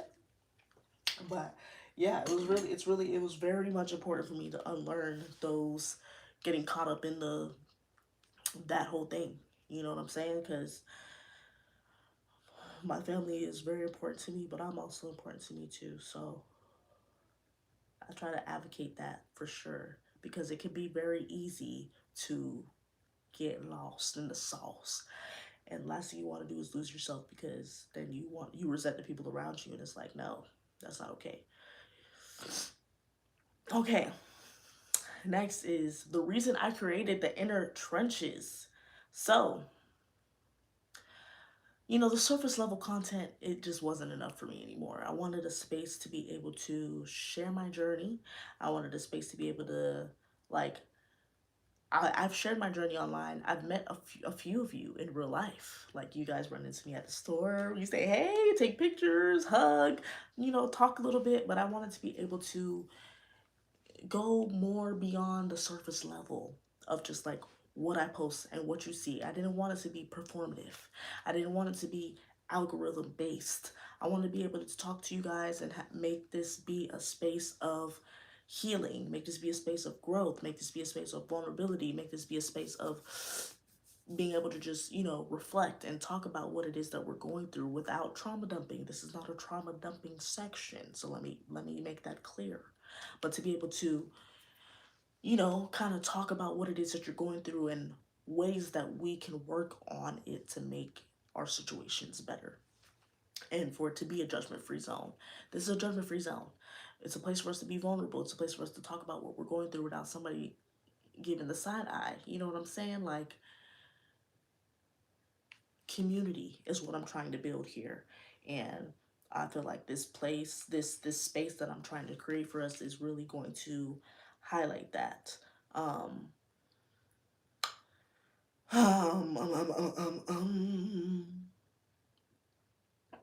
And then also, I know this first episode I did discuss like me talking about motherhood and me talking about like my experience, but like I know majority of my subscribers and followers are mothers or people that want to be moms one day. Or I know there's also, I even have kids on here that will comment and be like, you know, I'm 10 years old and I just love your videos. I have people that are in college that be like, I'm 19 years old. I don't even have kids, but I love watching your channel. Like, I love that. And I want it to be a space that's inclusive for everybody, whether you're a mom, whether you plan to be a mom someday, want to be a mom someday, whether you're expecting to be a mom, whether you are a mom and, you know, you have an angel baby. I've met somebody in person that said they love my channel and they were pregnant and they had a baby and now they no longer have a baby. Like I wanted to be a space for them, and then I also wanted to be a space for people that don't even want to be a mom.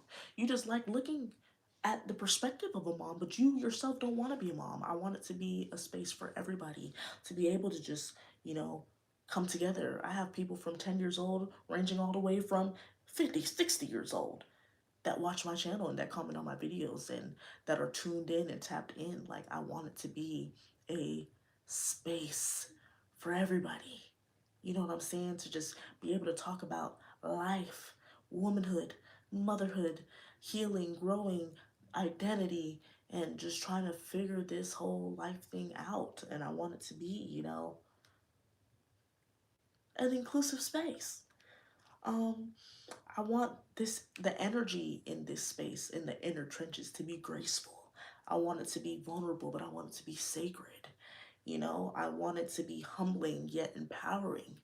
And, you know, a space that heals, a space that grows, and a space that evolves over time. You know what I'm saying? Like, I want it to be divine evolution. You know what I'm saying? Like, I want us to be able to talk about what it is that we're going through, learn from it, and try to figure out a way on how to grow from it. And I feel like we can help each other do that. You know what I'm saying? Um, where I am now compared to where I was last year. So as y'all know, my baby is 1 years old. Oh my god, 2020. Hold on, you my favorite content creator. I laugh every time because of your humor. Thank you. Yes, I love being, and I also do love like bringing the humor to my videos because like I said, if you don't laugh about it, you will cry. So it's very important for me to kind of just, that's how I deal with, like, if I'm going through something, I may feel those emotions for the moment and cry about it, but then later on I laugh about it. You know what I'm saying? Because you feel me? You felt how you felt. You went through what you went through. Now it's time to move on. I'm a big person. I don't like to hold on to things. I don't like to hold on to grudges and stuff like that. I just reflect on it and, you know, learn from the experience and then move on. You know what I'm saying? And laugh about it. You know what I'm saying? Um, because life is funny. And if you don't laugh, you will cry. So that's how I deal with things in order to feel better about stuff. Um, so how I feel today compared to how I felt last year. Today, I feel a lot more prepared. I feel a lot more seasoned. I feel a lot more marinated. You know what I'm saying? When I first got thrown into the fire, your girl was seasonless. I didn't know what was going on. You know what I'm saying? Ain't no butter or oil in my pot. You know what I'm saying? Now I got the butter. I got the pot. You feel me? I got the herbs. You feel me? I got the seasonings. You know what I'm saying? I kind of have an idea of what's going on and kind of got a grasp of like how to show up for me and baby and hubby and the relationships, other relationships around, and kind of have a routine of like what it is that I'm doing and what I need to do in order to, you feel me, um, do what I need to do. So I feel a lot more prepared. I feel a lot more like I'm less scared of the unknown because I know like every day it's something, I'm learning something new. Excuse me, every day I'm learning something new, whether it's about my baby. Oh my god, girl, I didn't eat nothing today, so the stomach is going crazy. But every day I'm learning something new, whether it's about me, whether it's about my baby. I'm learning something new about my husband every day. Like I'm always learning something new, so I'm less scared. I know I expect something new to be like. Just last week I was tripping and I was like, yo, my baby's teething. Like she had two teeth come out already, but she didn't really teeth at all for real. But now she's really going through that like where she's like, she's feeling uncomfortable. She's teething. She's getting a low grade fever. She don't want to eat nothing. Last week I was like, yo, all my baby wants to eat is Pedialyte and Snackies. That's all she wanted to eat. I'm like, girl, there's no nutritional value. You're not eating no food. You feel me? I went to the doctor at the end of December and they're like, she shouldn't really be relying on formula no more. She needs to be on real food. I'm like, my girl don't want to eat. So there's something that I'm always learning every day, but I'm like, I'm less scared of the unknown because I know it's gonna be something new every day. I'm like more open to change because I know it's gonna be something new every day. Um, I'm in a space right now where like I just want to become the best version of myself. I want to evolve to the highest version of myself. You know what I'm saying? Thank you for the gift. I want to evolve to the highest version of myself and I want to be the best that I can be and push myself past my limitations and become the woman that I envision in my head. That's the space that I'm in right now compared to where I was last year. Um, what I'm still working through being patient. Like I said, every day is something new. And my daughter is constantly evolving. It's something new with her every day. There's a new skill or a new something new that she likes or something new that she's going through. It's something new every day. So I'm learning and still working through trying to be patient through that. Like for an example, last week, she's teething. She don't want to eat no food. She only wanted Pedialyte Snackies, and I get it. Your gums are in pain. But I'm like, as a mom, are you okay? You know what I'm saying? Like, I'm worried. I'm trying to figure out, like, oh my gosh, are you okay? She had a low grade fever. She's never had a fever or been sick in her life. So to see her have a fever and not be herself, it stressed me out. I'm like, oh my God, is she okay? I'm over here crying. Just because I'm like, oh my God, I wish I could just take that pain from you. And, I couldn't. And it's like, I'm still working through, like, not allowing myself to get so worked up and get so frustrated by it because this is her first time experiencing all of these things. She ain't never had teeth grow out of her mouth. So me, as an adult, having teeth grow through my mouth or having a wisdom tooth grow in, yeah, it hurts, but like I'm able to handle that pain because I've grown all my teeth before. I know what the pain feels like. This is something she's never experienced before. So I gotta kind of be patient and have some grace and be like, okay, I understand what you're going through. It's hard, baby. I'm here for you, and not get so frustrated by it. And you know, um, she's still working through her emotions. Babies still need that help and regulation to regulate their emotions through their parents and the people that are around them. And I need to be able to be there to help her do that because again, you're a baby. You don't know what's going on. I know a lot more than you. So I need to be able to be patient and calm down a bit when, things change. And that's something that I'm working through right now. Um, what is something you're proud of? I'm super proud of how far I've come. Um, because at the beginning of this journey, there was a point in time where I really just wanted to give up. And I didn't want to, I felt like it was too much. I didn't know if I could handle it. And I'm proud of how far I've come, how far I've evolved, how much I've reflected and looked back and kind of was just like, you doing you doing a damn thing, girl. You should be proud of yourself. And I am. I really am. I'm proud of just like, seeing how much my baby has grown and evolved and um seeing how much my husband and I's relationship has grown and evolved and just trying to I'm just proud of how far I pushed through and how I continue to push through every single day. You know what I'm saying? And then what I'm learning about myself is, perseverance and optimism is my superpower. Um, just being able to push forward and believe that I can literally do anything I set my mind to is like I learned a lot about myself doing that. Like as you guys know, like I talked about it briefly on my channel before, like once or twice, a few times, but like I always wanted to be a YouTuber specifically. Like, I am a content creator all around, but I always wanted to be a YouTuber. I posted my first YouTube video in 2015, and I always wanted to do this as like my career, as my dream job. Like, I'm living my dream job right now, being a YouTuber, and um, imagine doing it for so long and not getting the result that you wanted to get. Like, you'd think that, like, you just give up by now. Like, damn, you've been doing this for 10 years? I literally dropped out of college for this. Like, I had one semester before I got my bachelor's and I dropped out because I believed in myself that much. And, just the more and more I do things like that, and the more and more I persevere past all of the struggles and everything, and be optimistic and just know that no matter what, if as long as I set my mind to it, I can be where I want to be. Um, it taught me a lot about myself. So, yeah, guys, that is my freaking journey. I've been talking for like 100 minutes. That's what it says on top. But that's my journey. I'm about to open up the conversation to some conversation starters.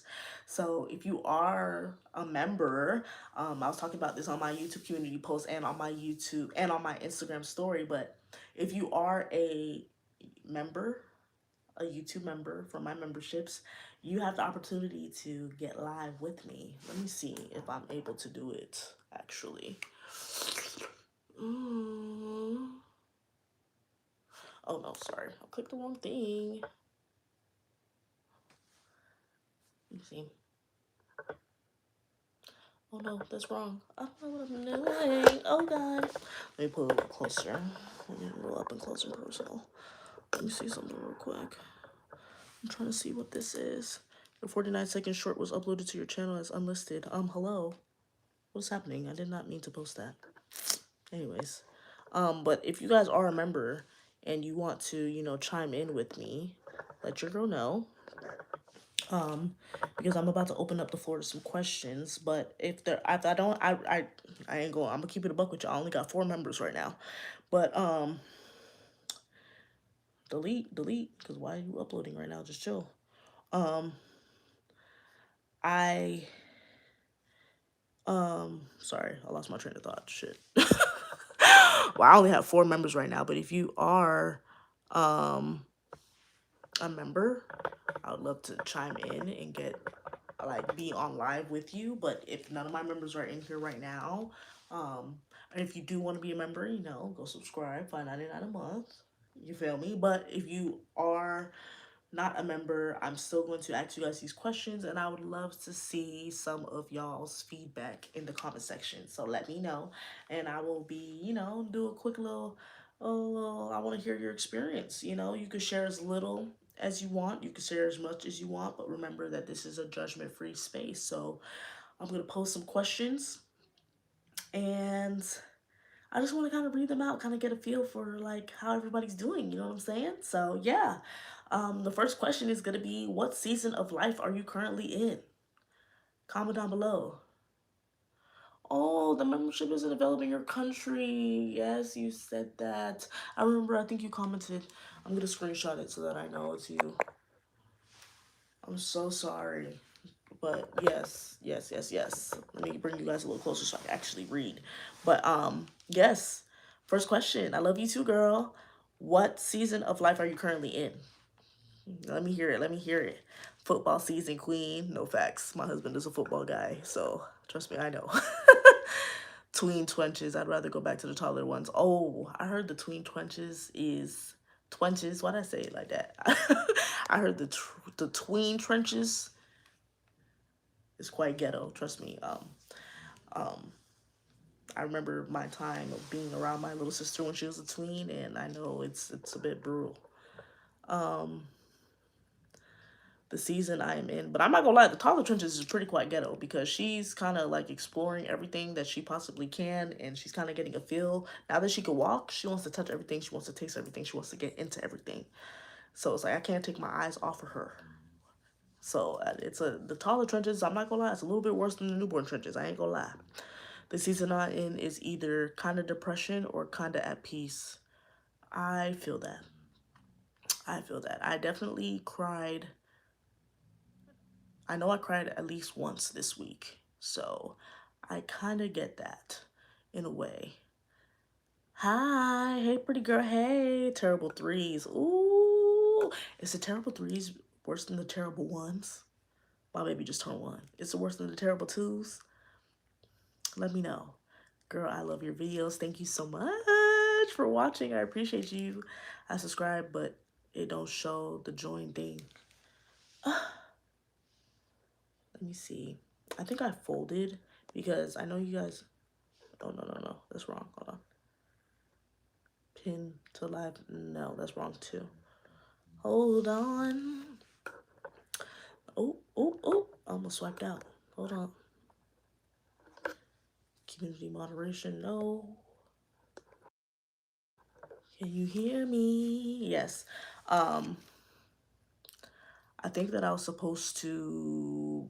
I made a live before this one, um, but something went left and I had to end it and restart. But I don't think I tapped the freaking like have other people join thingy majigger. So I'm so sorry. So please disregard what I said. And I'm going live every Sunday. So next week I will have it on so that we can go live together because it's gonna be a little bit different than how today's was. Today was just kind of like an introduction of me telling you guys like my journey. But next week it's gonna be like it's gonna be segments and I really wanna tap in and like talk to y'all face to face. So for sure I'll make sure that it's fixed the next time. So don't worry, low key. It's Vivi. Next week, girl, we gonna talk. 5 months pregnant. How are you feeling? How does it feel? How's your pregnancy going? Is it rough? Is it smooth? Um, are you excited? Are you super emotional right now? Or are you kind of like slowly mellowing? Like, how are you feeling 5 months pregnant? Is this your first baby? Let me know. New wife and a stepmama. How does that feel? How does it feel to be a wife? And how does it feel to be a stepmom? Like, does it feel the same to you as being like a mom, like how you would be with your own child? Like, how does it feel? Kind of tell me a little bit about that. I'm in the trenches of seventh grade. Child, I remember seventh grade. You kind of in that middle where it's like you just got to middle school. It's not like you just got to middle school, but it's not like you feel like you on top of the world, like you in the highest grade in middle school type shit. You know what I'm saying? It's like I feel you. It can get a little ghetto. I remember seventh grade. It had its time where it was like it was cool, but it also had its time where it's like ugh. Married with our first 4-month-old baby. Congratulations. You just had your baby 4 months ago. How is this season treating you? How's postpartum going? How's your mental health? How are you doing? How's marriage going for you? How's baby girl going for you? Is this your first baby? Let me know. Exam season. Ooh. I remember when I was in college, I'm not the biggest exam gal. Like I can pass the assignments, I can pass the homework, but when it comes down to taking an exam, it's just something about how they word them questions that just make you feel crazy. So I understand. I know the pressure is pressuring. Trust me. It's rough. I'm so sick of this goofy mess. No, I feel you. I feel you. It's okay though. Give yourself grace. Give yourself a moment to kind of recoup and kind of get your head right. Don't beat yourself up. Um, it can be quite goofy, but if you don't laugh, you'll cry. So it's okay. Here in all the trenches with you, my baby girl turned one on the 29th. I can't believe it. Happy belated birthday! Thanks. Our baby's like literally like 20 days apart. So they're pretty close in age. Like, oh my gosh, how does it feel? How does it feel now that you're 1 year postpartum? Do you feel better than how you did when you first had a baby? Hey, Nicole. You're so pretty. Thank you, Sophia. 2 children and one almost 4 and the other is 6 months old. How does it feel to have a 4-year-old and a 6-month-old? Do you like that age gap? I'm kind of in a space where I'm like, I don't know. Like, I don't know if I want a baby sooner. I told myself that I by the time Zuri is 3 years old, my baby, by the time she's 3, I want to kind of already be pregnant and kind of be working on that third baby, on that, ooh, Pause, second baby. I'm not pregnant right now, don't get it twisted. But working on that second baby. But I'm kind of like, I don't want the age gap to be too far. Kind of want them to be close in age, but I'm like, I'm also in the space where like, oh my God, am I ready to do that? And I'm also like, do I want to just knock it out now? Or do I need a break? I'm 26. I turned 27 this year. I kind of want to have my second baby before I turn 30. But I'm kind of like, I'm juggling. I don't know. How are you feeling with the 4-year-old and the 6-month-old? Moving out of my parents' home era, how does it feel? When I first moved out of my mom's house, I kind of left abruptly just because at the time we had our own situation going on, but we're good now. But like, I was in a space where like, oh, I'm in the real world. It's ghetto out here. But I'm also like, the cost of freedom. It's expensive. But ain't nothing like living in your own house. I'm not gonna lie. There's a different type of freedom that comes with it. Um, Ain't nothing like living in your own house. I'm gonna just say that. I'm subscribed, but it don't show the join thing. Yes, low key is VV. I don't think I clicked it. I clicked it the first time I went on live, but then I ended the live and I came back, so I don't think it's there. But next week, come through. Next week, Sunday at 6 p.m., I will have it up there so that I could go live, so I can like kind of. It's gonna be a different kind of vibe next week, so there will be segments and stuff. So I will most definitely be available to go live with you guys. Childless, hoping for a kid soon. Oh, you're soon to be. Don't worry, we're gonna manifest it for you, Lizzie. Like, I'm excited for you. I'm excited for you. Enjoy life right now, but just know, because once you have a baby, it's a wrap. Life is different. Different for the good, but life is different. So just mentally prepare yourself for that, and just enjoy being childless until you're no longer childless. But I'm excited for you. That's an exciting journey to get on. Hi, Blackstone Herb. Toddler trenches with 7 months pregnant. Ooh wee. How's your pregnancy going? How are you feeling? I hope it's going smooth. I hope it's going well, and I pray that you have a smooth labor and delivery. And I hope that your mental is doing okay because the taller trenches is ghetto. So to be pregnant while you're in that trench, I know I know it can probably be a bit heavy. I'm a teen and my mom is going through hell with my 6-year-old brother. Oh my gosh. I can imagine. It can be a bit much, but it's okay. Just, be there for yourself, but also try to just be there for your mom too. She's probably going through a lot right now, and I know your 6-year-old brother probably not having it, but it is okay.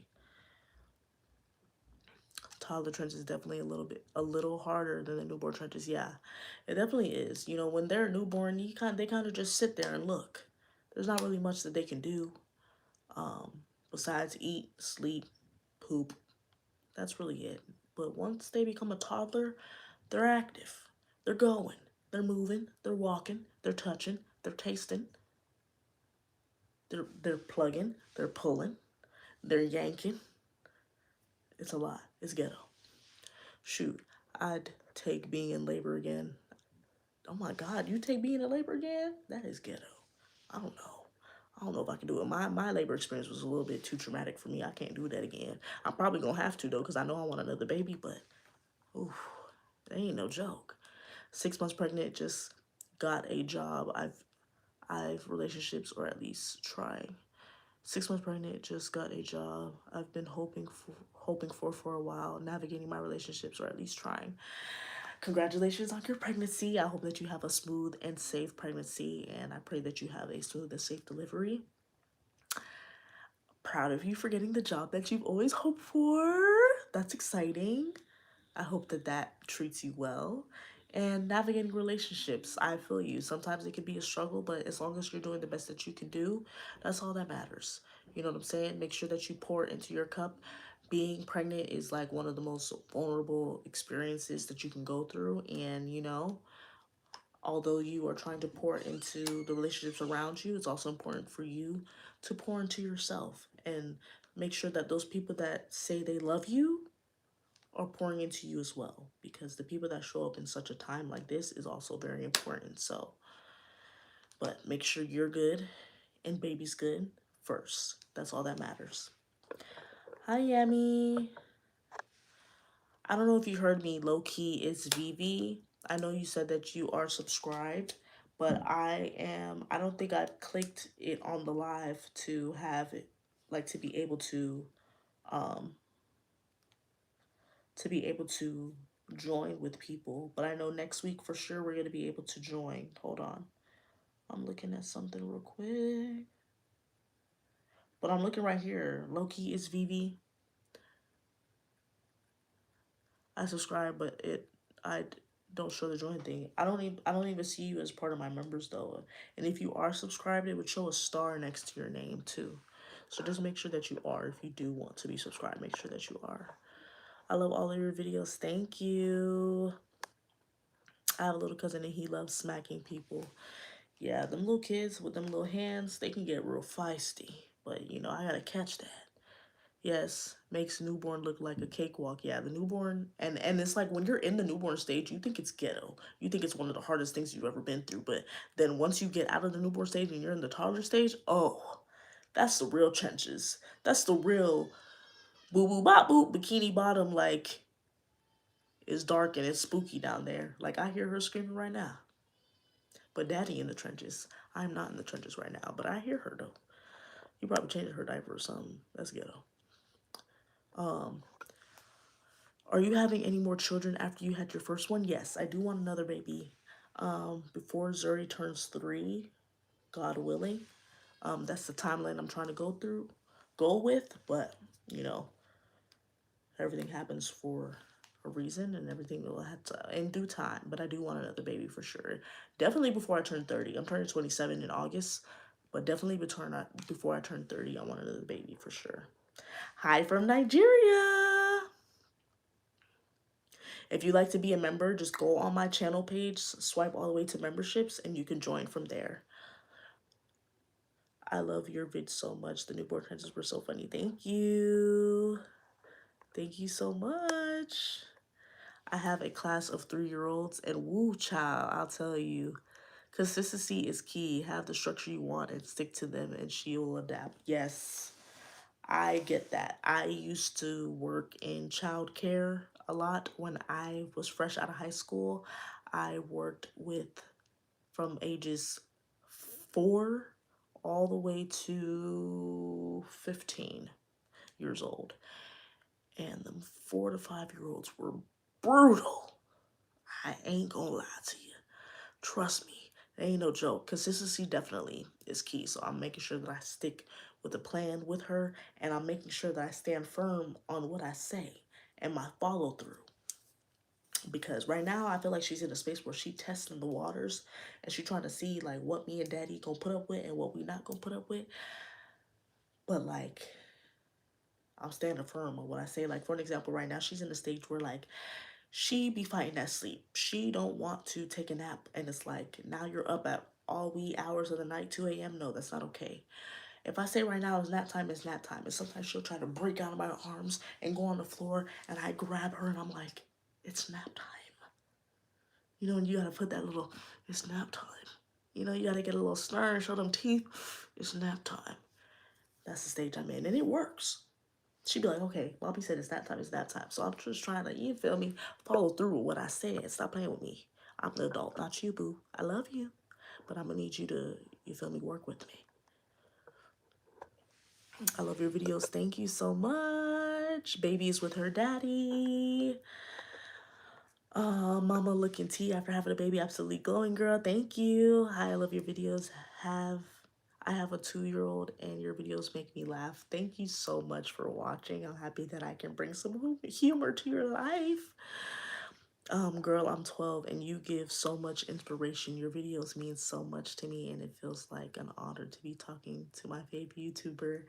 Thank you so much. Oh, that was so sweet. You got me smiling ear to ear. My jaws is hurting. Thank you so much. I'm so happy that you are able to, being 12, be able to pick something like of value from my videos. And I'm so happy to be able to talk to you too. Oh, it's an honor to be talking to you. Just to legs, you know, your baby is adorable. Thank you so much. Can you give a shout out? I love your videos. My name is Sienna. Did I say that right? Shout out to Sienna, girl. Thank you for watching my videos. I appreciate you so much. My kids are adults, but I just genuinely enjoy your videos. Thank you so much for watching. That means the world to me. Ah, you guys are awesome. Okay, next question, guys. I gotta run through that. Next question. Um, what has changed you the most in this past year? Let me know. Let me know. I'm so emotional and scared about giving birth and where life will go. Trust me, I can understand the emotional part. I was scared too, but don't be scared. If you carry that energy and that frequency into that labor and that delivery, you're kind of going to manifest something scary happening. So kind of just, you feel me? Just go with the flow. Trust that everything is happening the way it's supposed to happen, and trust that good things will happen to you. Don't stress about it. Don't think about, you feel me? You can't tell the future. All you can do is have a vision for yourself and how you want it to go, and that will manifest itself. But don't try to, you feel me, control what you can control, and don't overstress yourself about that. You know what I'm saying? You're my comfort creator and I love you so much. Do you have a PR box I could send a gift to you? Oh, you're so sweet. I love you too. I do not have a PR box yet, but a couple people have been asking me, so I think I should make one. I will let you know when I do. But yes, let me know, guys, what has changed you the most in this past year. Shout out to Sanaya, Sienna, Sanaya. No, it's Sienna. I think Sienna. Shout out to you, girl. I'm in the trenches for full-time content creating and business owner. Any advice? I'm in the trenches for full-time content creating and a business owner. Any advice? Be yourself. Be consistent. Those are the two main things that I feel like have helped me with my success on being a full-time content creator. Be yourself. Be authentic. Be your own blueprint. You can look at other people for inspiration. You can look at other creators for inspiration and you like what they post and you feel me? You can look at that, but be your own blueprint. There's nobody else that will be able to deliver what you deliver the way that you do. You know what I'm saying? Be authentically yourself. Don't really care too much about aesthetics. Aesthetics is like, they cool, it's fun to look at, but where's the value besides it looking cool and besides the consumerism of that, you know? Um, and being a business owner, I am currently getting myself into that business owner mindset right now and field.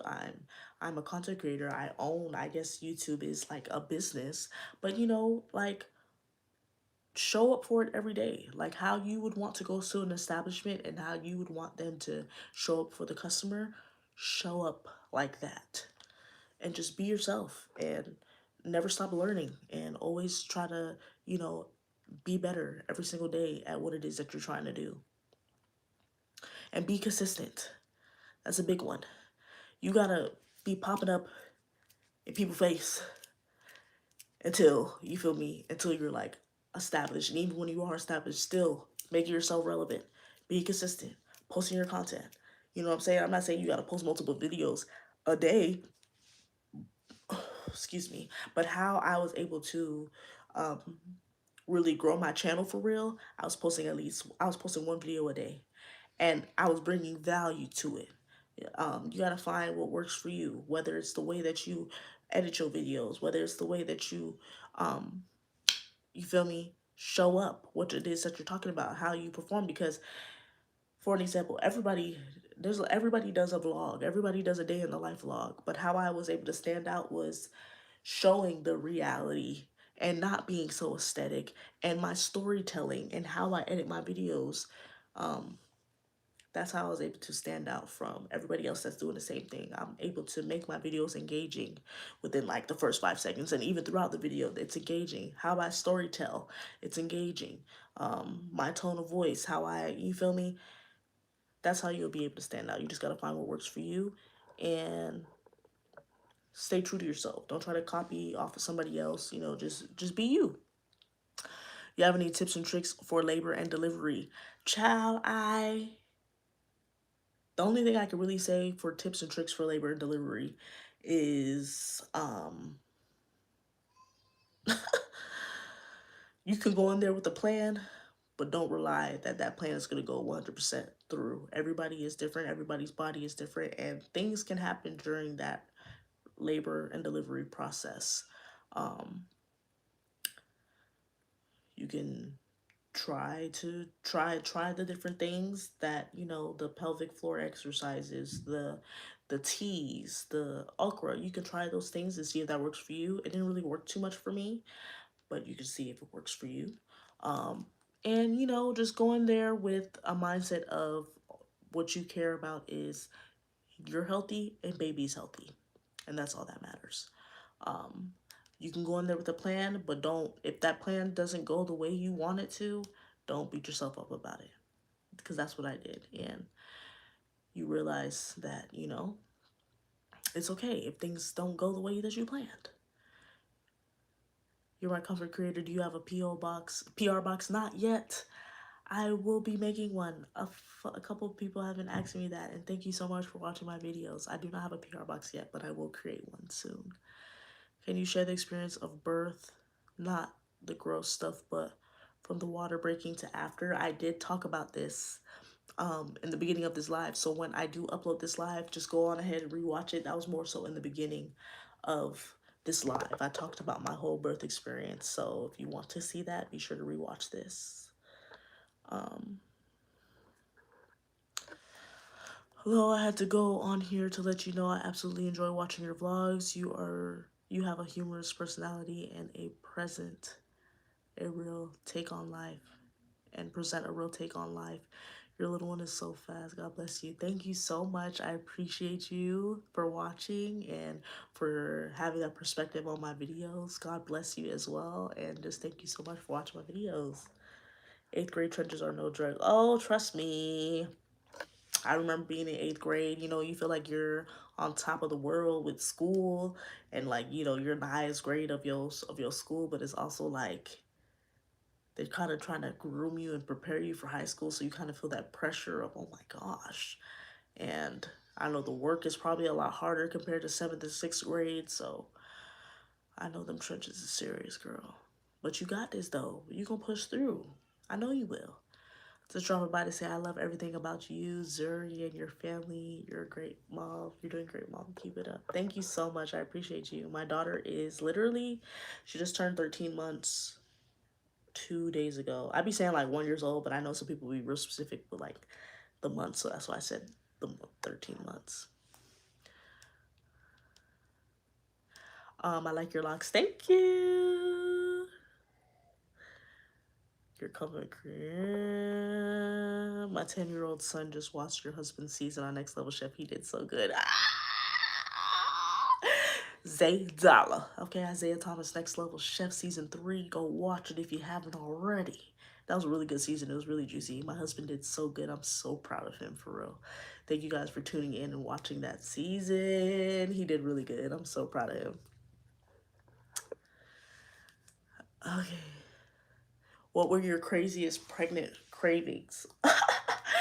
I craved candy, and I don't like candy. Like, I'm not a candy girl. The only candy that I like eat, and I haven't eaten it in a while, but when I am craving candy, I like Hershey cookies and cream chocolate. The white one, the Hershey cookie chocolate bar, Hershey cookies and cream, that's my favorite kind of candy.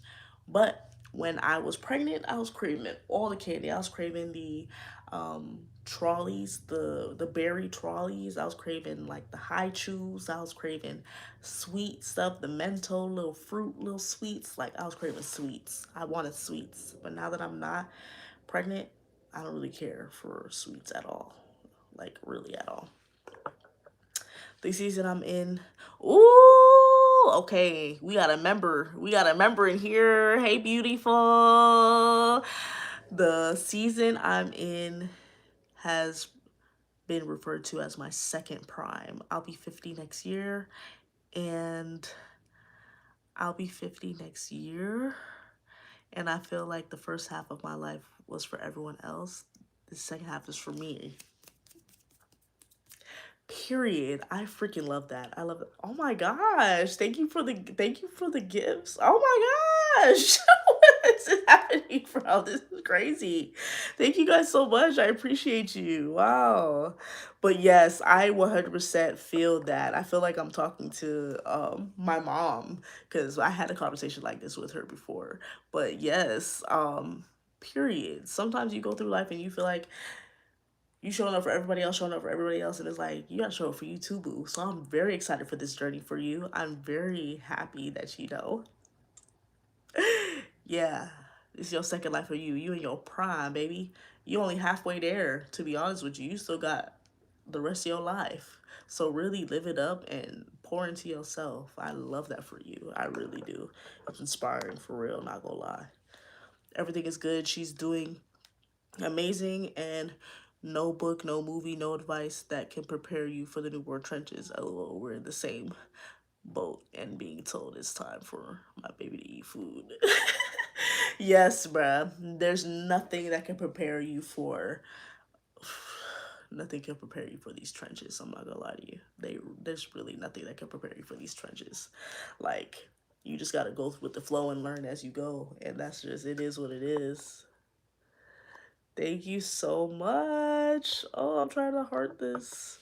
Ah, you're so sweet. That was so nice. Thank you. Get you some Starbucks on me. Thank you for sharing your life with us. You know how I feel about that caramel frappuccino. Thank you, Juicy Fruit. Ooh, you so juicy. Yeah, thank you, Juicy Fruit. Ooh, you so juicy. Yeah, thank you so much. That was so kind of you. I appreciate you. Oh man, that just like put a smile on my face. Wow. But yes, yeah, bruh. What they told me when I went to the pediatrician, they was like, she shouldn't really be relying on formula. I'm like, all she drink is formula. What are you talking about? She's like, she don't want no real food. You know how many times I tried to give this girl food and she like, girl, bye. I don't want that. And me and my husband are looking like, bro, so much food has gone to waste because we trying to feed her and she like, fold. But now we just went cold turkey and just stopped feeding her the formula because I'm like, they said you're not supposed to be drinking formula, girl. We ain't drinking formula. And what was the struggle for me was my y'all know my girl's allergic to milk, and I assume she's allergic to dairy because she's had a reaction to butter, a little bit of reaction to butter, but she's allergic to milk. She's allergic to eggs, so I can't just put her on cow's milk. And then when I kind of chopped it up with ChatGPT, there was like, if your baby has an allergy to cow's milk, she's most likely going to have an allergy to goat's milk as well because the proteins in the milk is kind of similar between goat and cow. So I was like, she can't go on the goat milk. And then I was trying to find other milks for her, and we finally found, after digging deep in research, I have her on soy milk, the organic soy milk, because it's fortified. It has all the vitamins and stuff that's supposed to be in there, like vitamin D, calcium, those different types of vitamins. Almond milk, they say, is doesn't really have any nutritional value as well as oat milk. There's no really nutritional value besides carbs, but there's not really enough protein in there. So we're on soy milk, and she loves it down, but she's also this past week, this whole week, she's been eating food. So she's not really in a teething stage right now. Literally 2 days after I posted that video of me saying like, my girl only wants to eat Pedialyte and Snackies, my girl started eating real food. And I'm talking about she eating us out of a house and a home, okay? Breakfast, lunch, and dinner don't freaking play. I learned how to make her some vegan pancakes that are actually fluffy. She loves them down. These turkey sausages, she loves them down. She's been eating like chicken thighs with rice and broccoli, shredded beef with rice or mashed potatoes. Like, she's been eating food, and y'all know I'm big on the Yuka app.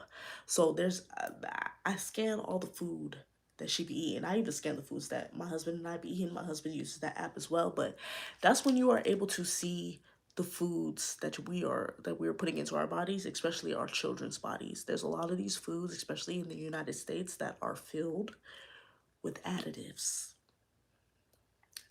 that cause like high blood pressure, heart attack, stroke, breast cancer, um, ADHD, like crazy stuff. So, especially the products that we use on our skin. So, if I haven't told you already, I'm telling you now, download that Yuka app so that y'all can be more mindful of the foods that we're putting into our kids' bodies and ourselves, because you'll be surprised the foods that we eat and what's in them. Yeah, it's not made to do us any good, so just be careful. To be honest, I'm going insane. My baby is 9 months old and she hates to sleep. Probably naps around one to an hour to a half an hour. Oh my gosh. I feel you. I feel you. My baby right now, she's in a phase where she doesn't want to really take those naps like she used to during the day. My baby has always been like a good sleeper at nighttime since she was like 3, 4 months old. But I understand that for sure. Is your baby co-sleeping with you, or is she sleeping in her own crib? Like, what is it? Maybe I probably recommend probably like trying like a different wind down. Maybe like try tiring them out throughout the day, so that they can kind of sleep throughout the night. Give them a bath right before they go to sleep, a bath and some food or a bottle before they go to sleep, so they can kind of sleep better throughout the day. I mean, throughout the night. Hopefully that helps. Hello, Makita. As a mother of 8-month-old, I just love your channel. Love from Denmark. Oh my gosh, that's so cool. Hi. Hello, sunshine. How are you doing? Thank you so much for watching my channel. I appreciate you so much for tuning in. I really do appreciate that. Annie Merchant. I don't have a PR box yet, but I will have one soon. I like your hair like that, and the makeup is tea. Thank you. Mm-mm. I've been talking a lot, so hopefully I don't got that little whiteness stuff right here, but thank you so much. I appreciate it. You're the most gorgeous girl I've ever seen. Thank you. I love you so much. You're my favorite content creator. I started watching when I was expecting, and I'm 5 months postpartum. Your content has been so helpful. How have you been doing? Thank you so much for watching. I appreciate you so much for tuning into the channel, watching my videos. How have you been doing? I know postpartum, 5 months in. I know you're probably feeling it right now. How you doing? Are you doing okay? I hope everything is going well for you. I'm happy that my videos have been able to be helpful. I'm 17 years old, raising my baby sister, and she is rough. Will be. Will be 3 this year. Oh, I feel you, girl. When I was 17, I was pretty much helping to raise my sister too. So I understand the struggle. But one day at a time, give yourself grace. Don't beat yourself up. And it is going to be okay.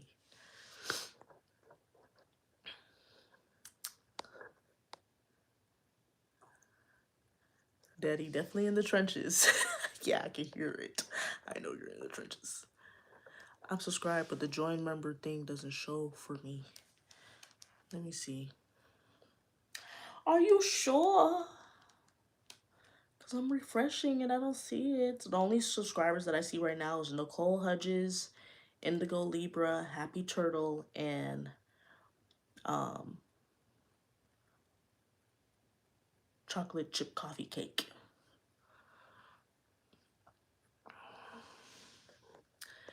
Newborn was a breeze. He wasn't doing anything but sleeping and shit. Yeah, facts. He's one, and it's for real. No, it is for real.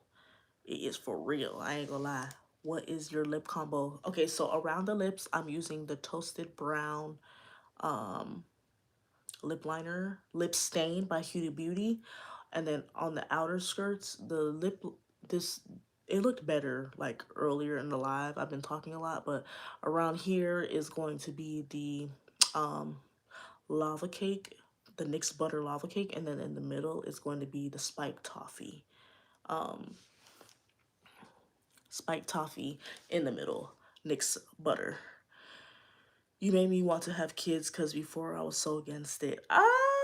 I done changed your mind about having kids. That's so cool though. What is it that made, like, what about, like, I guess what you see on what I post made you change your mind? That is so cool. Wow, that's my first time hearing that. I love your video so much. I don't have a PR box. I'm so sorry. You keep asking, but I don't have a PR box yet, but I will get one. Thank you so much for watching. You make me laugh all the time when I'm trying not to. Thank you. How should I deal with my family trying to take my son away from me and making up a bunch of lies to get CPS to take him from me? Ooh. I'm not gonna lie. That is pretty intense. I'm not gonna lie. I didn't mean to laugh. I hear my husband laughing, but I don't feel like I'm in a space to really give advice on that because I've never been through something like that. So I'm trying to think in a space of, like, if I were in that situation, what would I do? Honestly, how should I deal with my family trying to take my son away from me and making up a bunch of lies? Honestly, I would kind of try to distance yourself from your family, to be honest. That's what I would do. If you guys are going to do something like that towards me and my family, I would kind of just, like, kind of cut ties with them, at least for now. Not forever, but for the time being, I would, you know, take a step back from your family. Maybe you need some space from them because that's pretty wicked what they're trying to do. But again, I'm not a professional, so take my advice lightly. But that's personally what I would do. Hi, Makita. I've been following you on your journey for a while now, and I just want to say so proud of you. And you made a beautiful family. You are such a strong woman. Oh, thank you so much for following my journey, for supporting me. It really means the world to me. I appreciate you so much. Zay, loved you on Next Level Chef. Great job. He's my favorite chef in the world, and I'm not just saying that because he's my husband. That boy can really cook. I'm not gonna lie. One day, hopefully this year, I want to do a meet and greet with you guys, and I will be having him cater the food, and y'all gonna be able to taste that Next Level Chef cooking. I'm trying to tell y'all, it's the truth. Hey girl, I love you more.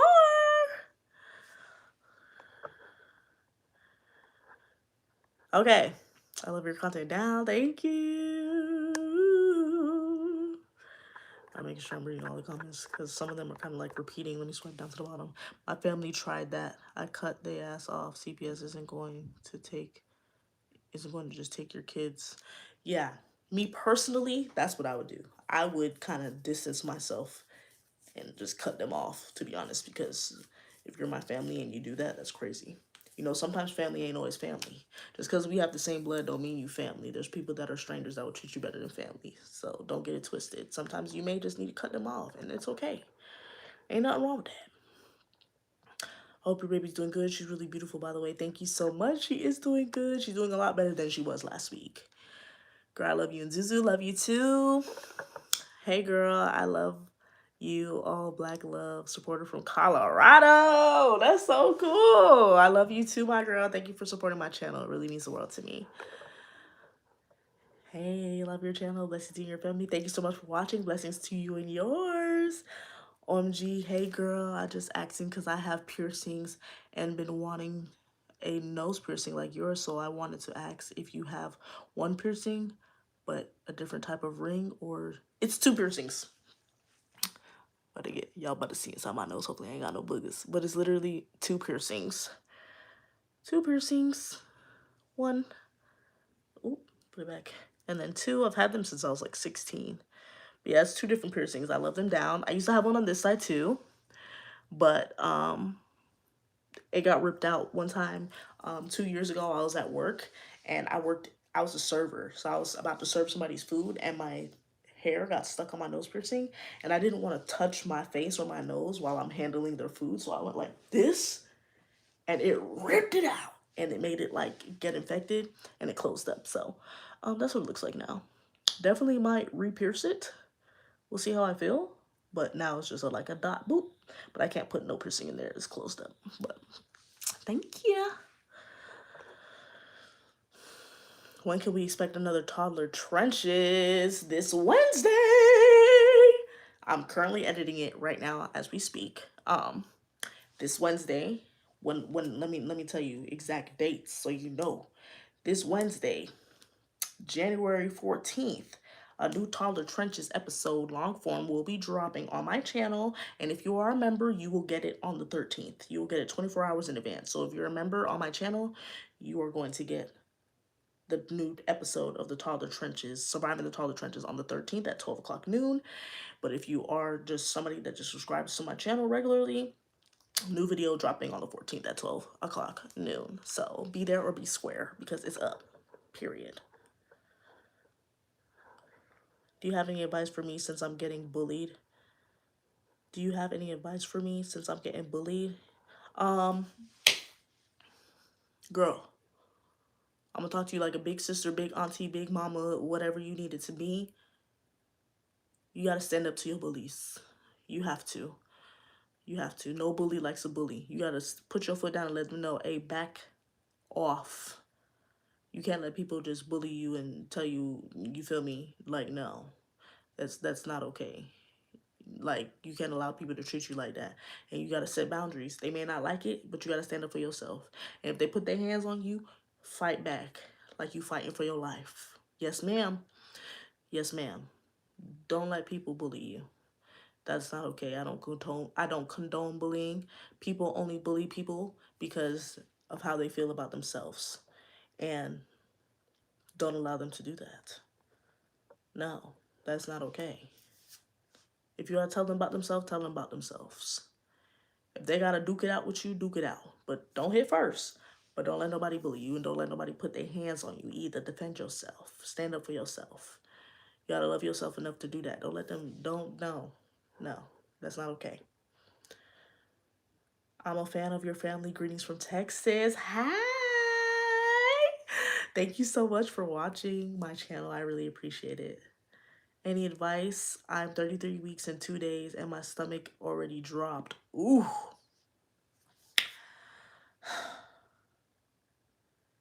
If your stomach has dropped, prepare for it to be happening soon. I would say start getting your cervix and everything kind of ready for childbirth. Drink that okra water, kind of help it get slipped and slide. Drink that hibiscus tea. I think it's hibiscus tea. I'm sure. Yeah, it's not rose tea. Yeah, I think it's hibiscus tea. Make sure you drink that hibiscus tea to kind of start prepping your cervix for labor and delivery. Do those pelvic floor exercises. Kind of start opening up that pelvis, making sure that it's opened up and ready for birth. And walk if you can. Walking helps as well. Movement helps. But I'm excited for you. I pray that you have a smooth and safe labor and delivery. Are you excited? That's exciting. I love your videos so much. Thank you, Bree Bree. I love your videos. Hi from Detroit. Thank you so much. Sweet. Hi, my name is Alexandra. Hi. Girl, how do you have the most perfect teeth? Thank you, girl. I did a teeth whitening the other day too because my things were a little yellow. They might look a little yellow right here too, but they were even more yellow earlier. But when I was in middle school, I had braces. Growing up, I had my teeth were like I had an underbite like this, and then they were all crooked. And they were all crooked. They were throwing up gang signs and everything, child. I had braces. Thank you, thank you. Shout out to my mama. She put them braces on my teeth. Thank you, Jesus. And they've been straight ever since. I still have retainers. I don't wear them the way I should. Some days when I'm doing like self-care, I'll be like, oh, I'll throw my retainers on for like a couple hours. But I don't wear my retainers the way I should. But yeah, I have braces. That's why I got my teeth straight. They used to be terrible though. I'm not gonna lie. I'm officially an auntie. First time to my nephew.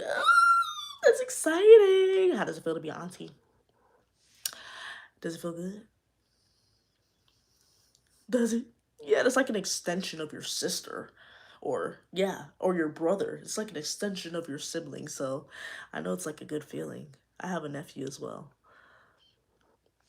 How do I become a member? When you go on my page and you swipe to memberships, you can click join. It's $5.99 a month. Um, and I'm just gonna give you guys just a quick rundown of my memberships too. So I just started memberships on last week Sunday, literally a week ago. It's $5.99 a month. If you go on my page and you swipe on my channel page, swipe to memberships, you can subscribe for $5.99 a month. On there, as a member, you'll receive different perks. So you get access to my videos earlier. You get an opportunity to go face to face with me on live. So today I didn't do it because I messed up. But next week and every Sunday after, there's going to be like little segments where we can actually talk and chop it up with each other.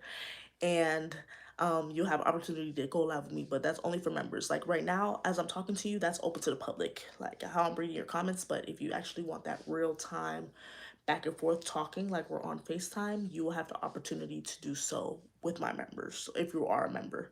So you also get discounts on merchandise. I haven't started merch yet, but it's dropping soon. So if you want a little discount on the merch, Newborn Trenches, Taller Trenches, Mama Needs a Minute merch, you already know. You gotta be subscribed. You also get access to any digital drops that I upload, as well as for bigger releases, you get a discount. So I'm about to come out with a Newborn Trenches survival guide that will be free 99, free.com. Okay, I'm gonna be making a Newborn Trenches essentials video, pretty much everything that I think that you would need as a first-time mom. That's gonna be dropping very soon, and along with that is gonna be a Newborn Trenches survival guide. So everything and all the tips and tricks that I think that you would need in order to survive the newborn trenches, that's going to be free. All you have to do to get it is to be subscribed to my monthly subscription.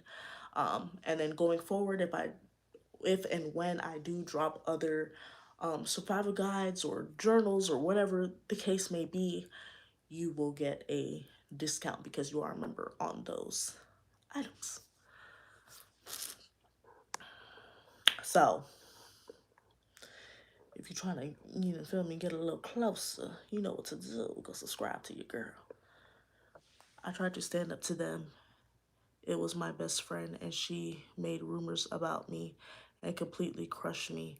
I can understand that, like, somebody that you love and somebody that's supposed to be so close to you is supposed to have your back, and they do something like that to betray you. But rumors are rumors. If you know deep down that it's not true, don't care about what anybody else think about it. You know what I'm saying? Like, you can't let that bother you.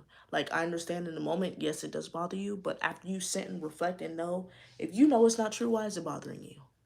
Regardless of what people say, you stay true to yourself. What other people say about you shouldn't even matter because you know it's not true. And if that was somebody that's supposed to be your best friend and they were willing to do something like that to hurt you, then that's not your best friend and you don't need to be associating with them. You need to put them on pause, cut yourself off from them. It's toxic and it's not good for you. You feel me? So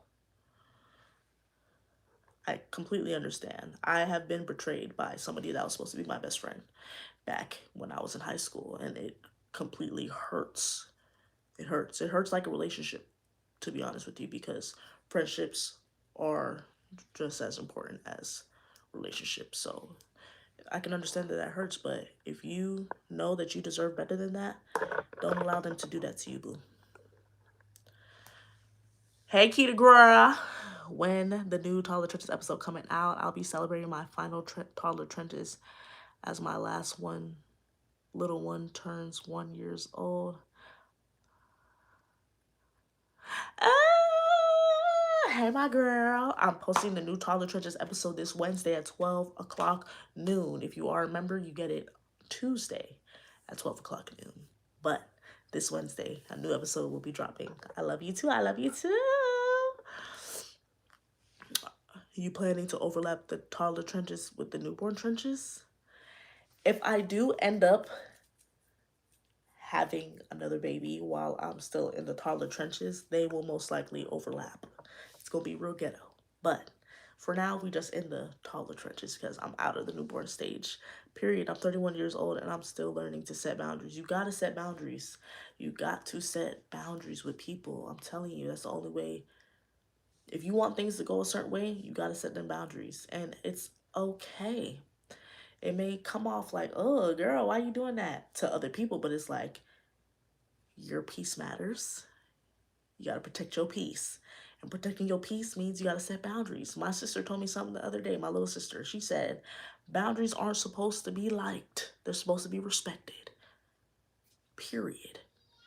You're not supposed to like what I'm telling you that I don't like when you do something. You're not supposed to like that, but you're going to respect it though. That's all that matters. Period. Zuri is not sleeping. I don't know if you just heard her go, hey, hey, hey, hey. Yeah, she turned up right now. Daddy in the trenches. Hey, my girl, sending you love from New Orleans. I love you, my girl. Thank you so much for tuning in.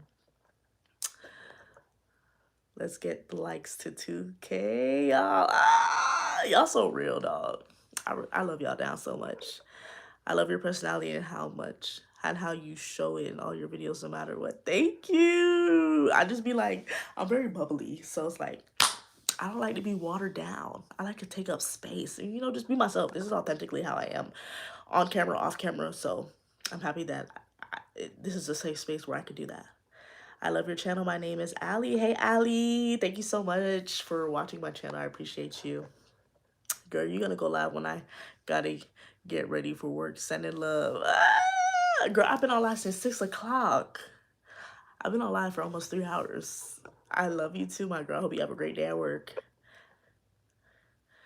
Hi, my name is Gigi. How do you get the perfect lipsticks? Okay, let me give you a quick little tutorial while I'm here because I need to touch up the lip gloss. Oh. If the booty was showing, I'm so sorry. You just got that for free. Anyways. Okay, so let me show you. Let me get some water too. After I show y'all this lip combo, I'm gonna read a couple more comments, answer a few comments. I'm gonna end off this vlog with a quote, and then we're gonna call it a night. So let's get into it. So around the lips, ooh, see, I already knew. I'm doing a whole lot of talking. I already knew it was doing that. I already knew. Okay, that's crazy.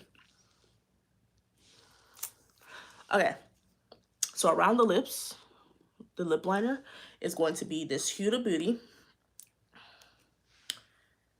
Let me show y'all. Ooh. This Huda Beauty lip stain. Now, I am eyebrow lashes sometimes if I got them on. The other day I had them on, but it got real smoky in the house from cooking. Had to rip them bad boys off. Blush and lips. I don't do the foundation.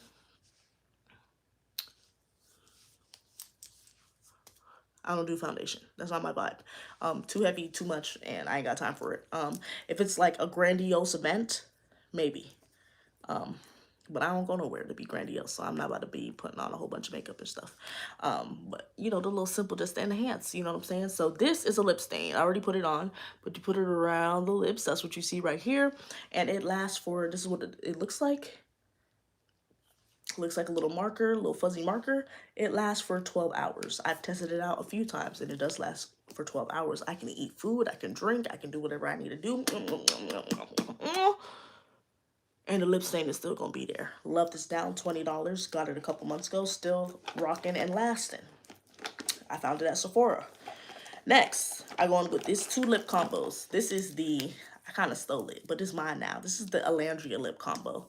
Alandria from Love Island. If you've ever watched Love Island, Alandria Carthren. This is her lip combo. These 2 shades right here. The NYX Lip Butter Glosses. So the first one is the Lava Cake. It's that dark shade.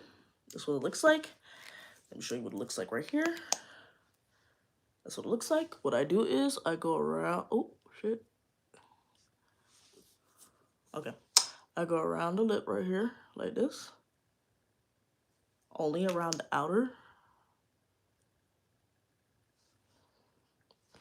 See that? You see the difference compared to the top lip? And then I go like this. And I kind of overline my top lip because I like them juicy. You know what I'm saying? Lips are natural too, by the way. But I like to overline my top because it gives it that little that little pop, that little pout. All right, so I only put it on the outline, the outer part of my lip. Make sure I get this makeup off so I don't get it on my white shirt. And then after that, that was Lava Cake. Then I go in with the Spiked Toffee by NYX. And I just pop that in the middle, boo. I just pop it in the middle. Look. See the difference?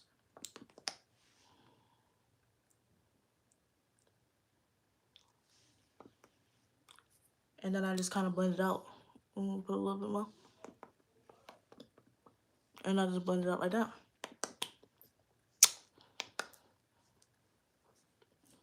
That's the lip combo. So literally, these three. The lip contour stain by Huda Beauty. Then the NYX Lip Butter Gloss and Lava Cake. And then the NYX Butter Gloss in Spiked Toffee. So if you want to take a screenshot, take a screenshot.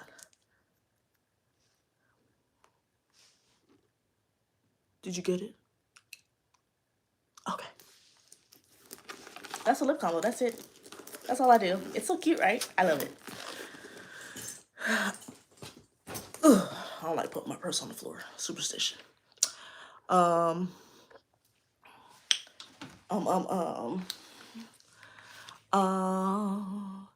Thank you. I'll try my best. I'm very excited. I'm on semi bed rest because it started getting close to my cervix since last month. Ooh, that baby's coming. I pray that it is a smooth and safe delivery. Seriously. I pray. I can't wait for you to come back and tell me all about it. And I hope that it's smooth for you. I really do. My name is Shanti from Seattle. I absolutely love your content.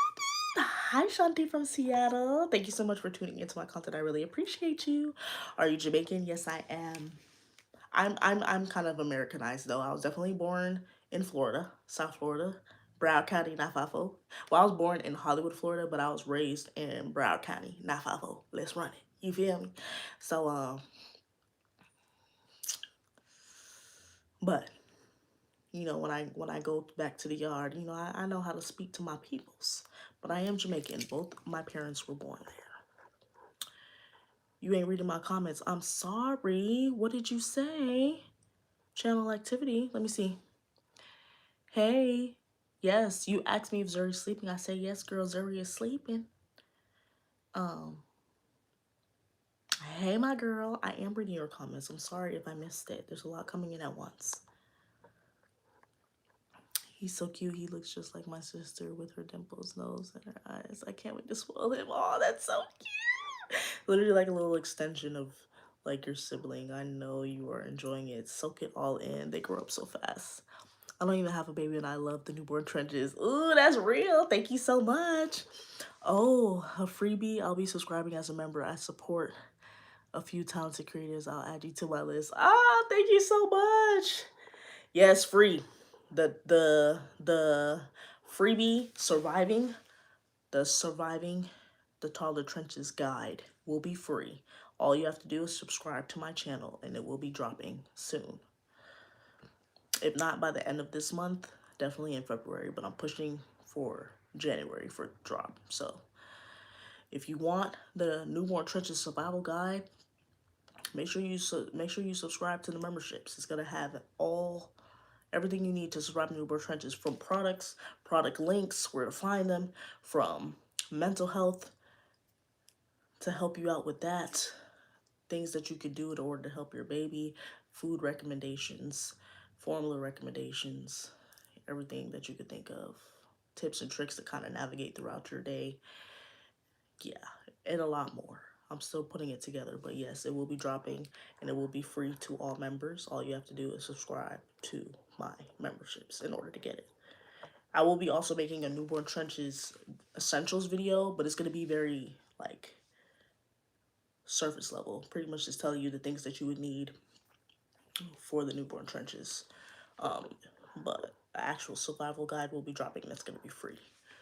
You look like you look like you built like a hot breath. But keep preaching, sister. Child, anyways, don't know what that means. Zuzu said, let's get the live to 800 likes.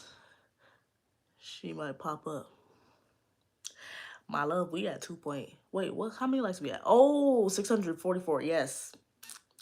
If y'all can get the live to 800 likes right now, Zuzu Baby will make an appearance. Zuzu Baby will make an appearance if you can get the live to 800 before I leave. I love your eyebrows. Thank you, girl. I found a waterproof eyebrow pencil from e.l.f. for $5. So I can show you. I know that's kind of gross, but I want to show you that. It's waterproof, girl. It's not going.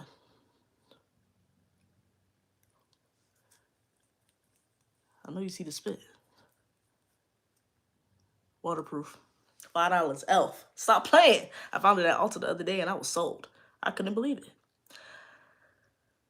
I love you so much. Thank you for your advice. You are the big sister I really need. The second you get your PR box, I'm going to give you the book I'm currently writing. Ah, that's so cool. You're writing a book? That's impressive, sister. I love that for you. Thank you so much. I appreciate you. I'm so happy that I was able to help in any way that I can. Thank you so much. You're so sweet. When is your next vacation destination? Child, I am not vacationing this year. Unless somebody want to fly me out. Brand trip me, please. But unless somebody want to fly me out, I'm not going on vacation. I went on 2 vacations last year. Cost too much money. I'm taking a break this year. Love you, girl, and your baby. She's so cute. I love you too, my girl. Thank you. I love you. I love you too. What is happening right now with Angeline with the profanity? Can we relax a bit? What's going on? That's all you're saying. You're about to get muted. I'm not gonna lie. Because it's a bit much. Unless you, I'll put you on timeout for a sec. Because that was crazy.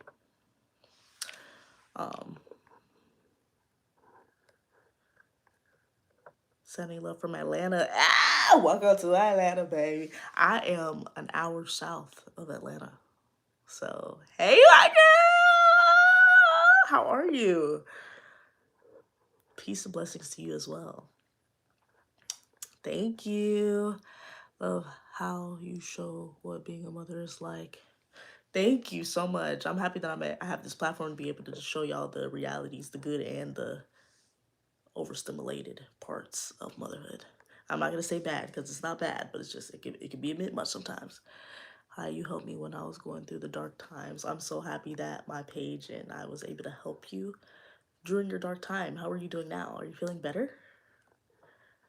I love how you show both the good and the not so good of motherhood. We need more influencers like you. Ah, thank you so much. I appreciate you. I really do. I really try to show the good and the bad because it ain't always peaches and cream. It ain't always glitz and glam and rainbows. You know what I'm saying? Like, let's be realistic. All these aesthetics, no, it ain't like that all the time. Let's stop lying.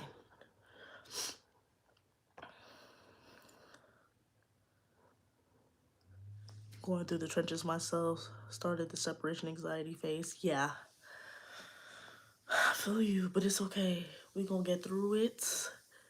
Give yourself grace, be patient, and it's gonna be okay. Nikita Heiser has gotten so big. Hi, yeah, she is a big girl. She's got really big. You're the big sister I really need. The second. Ah, you're so sweet. I did read that comment just now. I love your style. Where do you get most of your clothes from? Girl. Fashion Nova. But I'm about to be done with them because I love Fashion Nova down, but unless you spending like 30, no, let's be for real. Unless you spending like $40 plus on a fit from Fashion Nova, it look like you got it from Rainbows. If it's in the clearance section, the blowout sale, 5, 7, $10, it looked like it came from Rainbows. And they be doing final sale on those items and it don't be looking like the pictures. No. And then another thing with Fashion Nova is all of the models that they be having are these BBL mommies. Don't get me wrong, I'm not knocking the BBL girls. Y'all look good, but I don't look like that. So if I buy an outfit and that's what it's advertised on and I'm expecting it to look a certain way and it don't look like that on me, I'm upset. Because now I gotta return it. And y'all paying me to return it. So I'm looking for somewhere else that can sell me good quality clothes like Fashion Nova. Some of their clothes are good, but not charging an arm, leg, thigh, kidney. You know what I'm saying? I'm in an era right now where I like to look classy, but I do like it to look I like it to be comfortable. I'm a comfortable type of gal. You know what I'm saying? I don't like anything with too much prints, like too much like distinct prints where like if I were to wear this and then come back a week later and wear it again, nobody's gonna be like, didn't I see you in that last week? Like I need something that's timeless. I need clothes that I can wear with multiple different fits. So if y'all got any recommendations, please let your girl know because I need help. Fashion Nova cool, but they kind of on my shit list right now. I'm not gonna lie. I'm still trying to figure out what style I like as well. So I'm in an era right now of trying to figure out what style best fits me, especially with the season. Because I live in Georgia, I'm a Florida native. That's where I grew up, born and raised. It's the same weather year round. Maybe I gotta throw on a little jacket here and there when it's winter time. But in Georgia, in the winter, it's cold. It gets down to the 30s, 20s, sometimes the 10s. Crazy, I know, but yeah, I gotta dress to the weather. And then when it's spring, it's springing. It's pollinated. It's rainy. It's kind of a little chilly, but it's starting to get hot. The summer is scorching, hot lava. Okay, so I'm just trying to. I gotta dress to the weather, so I'm trying to figure out what my style is in every season. Yes, period. Boundaries aren't meant to be liked. They are meant to be respected. Your sister is a gem. Yes, she is. I'm going to remember that. I love you so much. I love you too. Hey, I love your videos. If you couldn't tell by me watching, thank you so much. I appreciate you for watching. Love your videos so much. It's like therapy. Thank you. You're the big sister I really needed. I love you so much. Thank you so much. I love your videos. You're one of my favorite YouTubers. You're hilarious. Thank you. I've been home with the flu and been binging your videos. I'm from New Zealand. Oh my gosh. That is so cool. It's my first time getting a New Zealand comment. My name is Bella. My husband and I are going to start having our first baby boy after we buy our home this year. I love you so much. I love you too. I wish you and your husband the absolute best. And on your journey, congratulations on buying your first home in advance and on your baby. Thank you so much for watching my channel. I really appreciate you. It's very, very beautiful, just like you. Thank you so much. I'm due next month as well. Congratulations. I'm praying that you have a smooth rest of your pregnancy. I pray that you have a smooth delivery and a smooth labor. And I can't wait to hear all about it. Please be patient with yourself. Give yourself grace. And I pray that everything goes okay. Hi, Makita. Zuri has gotten so big, and I love your newborn trenches. They're oldies but goodies, and have a safe night. I hope Zuri don't fight her sleep. Hi, thank you so much for watching our videos. I appreciate you so much. I hope you have a safe night as well. I hope Zuri don't fight her sleep as well, child. I hear her in the room with her daddy. I know she having a good time, but I know daddy in the trenches right now. Your videos got me through the newborn trenches. My daughter's 8 months old now. I'm so happy my videos were able to help you. That really means the world to me. Thank you so much for watching. You are so beautiful. Thank you. So cute. I love it and I love you. I love you too. Jamaican in the house. Stop playing. Boop, boop, boop, boop, boop, boop. Boop, boop, boop, boop. I'm a huge fan. I am Lorene from Dominica. Oh, I just had my son last year, October, so he's gearing up for that 4-month regression. Any tips? Thank you so much. So my baby kind of did the opposite. And once she hit the 3, 4 months, she started to actually sleep throughout the night. Also, congratulations on your new baby. How are you feeling, mama? How's postpartum? Are you hanging in there? How's your mental? And then also, tips that I could say is kind of get that sleep schedule on lock. That will really help you. So throughout the day, kind of try to stretch out that wake window. Don't let them sleep too much during the day because once nighttime falls, they're not gonna sleep if they slept too much throughout the day. So keep them busy, keep them occupied, play with them, read them books. I know when they're so young, there's really not much that you can really do because they're kind of just sitting there looking at you. But put on some sensory videos, put on the dancing fruit, have them watch some dancing fruit, keep them up throughout the day. They can have their nap, their 1 or 2 naps, but if they're gonna take a nap, make it a short nap. Make it an hour nap. Don't let them go past an hour. Same thing for their second nap. Don't let it go past an hour and don't let them nap after 6 o'clock. Once 6 o'clock hits, they need to be up. And you need to keep them up until it's time for them to go to sleep.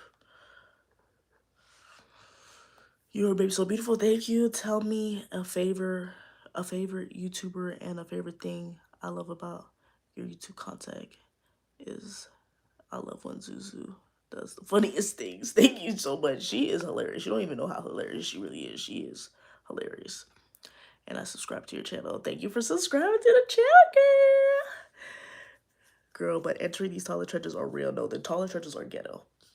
The taller trenches are nothing compared to the newborn trenches. Okay, the taller trenches are worse than the newborn trenches because when they're a newborn, they just sit there and do nothing. When they're a toddler, they up and they run in and they in stuff.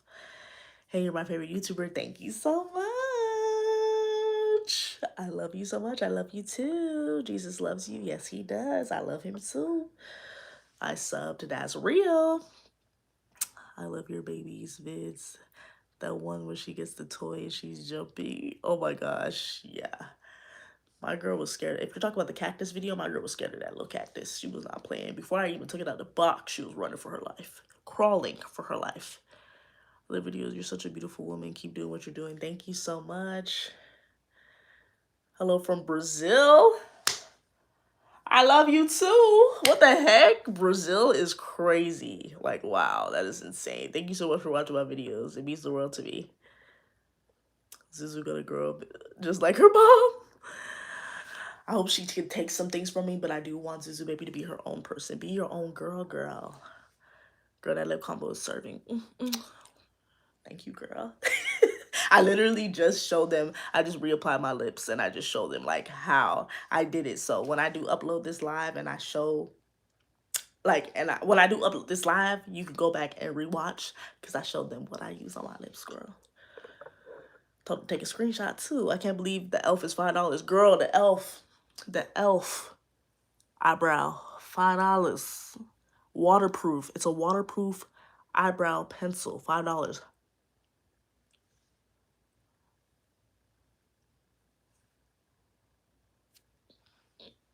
I'm just saying.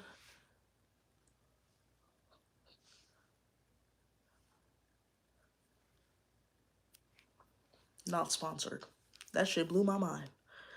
Where's the blush from? Got it from my local beauty supply store, but it is by the brand Ruby Kisses.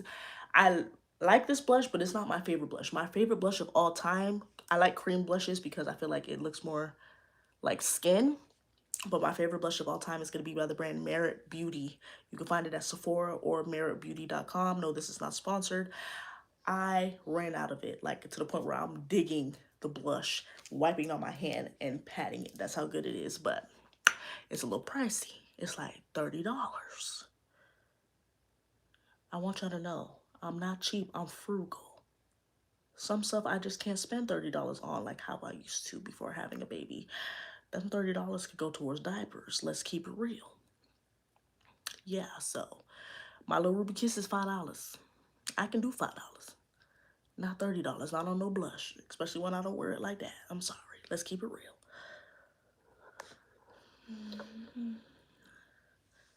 Zuzu Baby is coming at 800 likes. So if y'all want to see Zuzu Baby, y'all gotta give me the 800 likes. But I'm not gonna lie, this live about to get ended. It's already 9 o'clock. I've been on here for 3 hours. So I'm about to end off with a good. I'm about to end off with the quote of the day. Every live will be ended with a quote of the day. And my last little jitters, and I'm gonna head out. So it's at 7:06. By the time I'm done, y'all ain't gonna see Zuzu Baby on this live. I ain't gonna lie. Y'all can't get it 800 likes. The lips are serving too. Our babies are a couple months apart, and seeing your videos really helped me survive the trenches. Thank you. Thank you, girl. I appreciate you so much. I am so happy that my videos are able to help you survive the trenches. We're all just trying to survive. I'm still surviving. I'm still trying to survive too. So I'm happy that I'm able to help you. And comments like these help me. So I appreciate you so much. It is a fantasy book that I'm writing, and it's my comfort book. Ooh, fantasy. I'm excited. I can't wait to read it. Please give me a shout out. My mom is homeless. Shout out to you. I want to make sure I'm saying it right. Kylie, Hello Kitty. Shout out to you. I hope things get better for your mom. I'm live with you. Yes, you are, girl. Even though I don't have kids or mom life, your videos are so entertaining. Thank you. I'm happy that you still find value from my videos, even though we don't necessarily live the exact same life. So thank you so much for tuning in and for watching. I feel it. I'm finally going on vacation after 7 years. You deserve it. After 7 years, you deserve that. Was timed out, but you deserve that. You deserve that time to be on vacation. I hope you have the best vacation ever. I keep looking up because there's a ladybug in here that is just doing too much.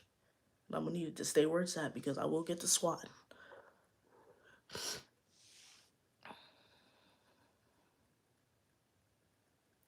I don't know why you never got a notification, but I've been talking about it all week, saying that I'm going live at 6 p.m. So every Sunday at 6 p.m. I will be live.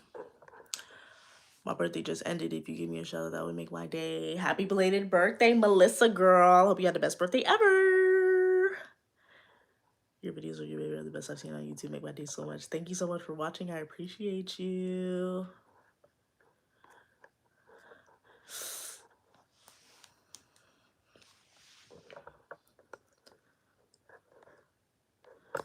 Okay, guys, the spamming has got to stop, though. I'm not gonna lie. I fuck with you, but I'm gonna need you to chill, though.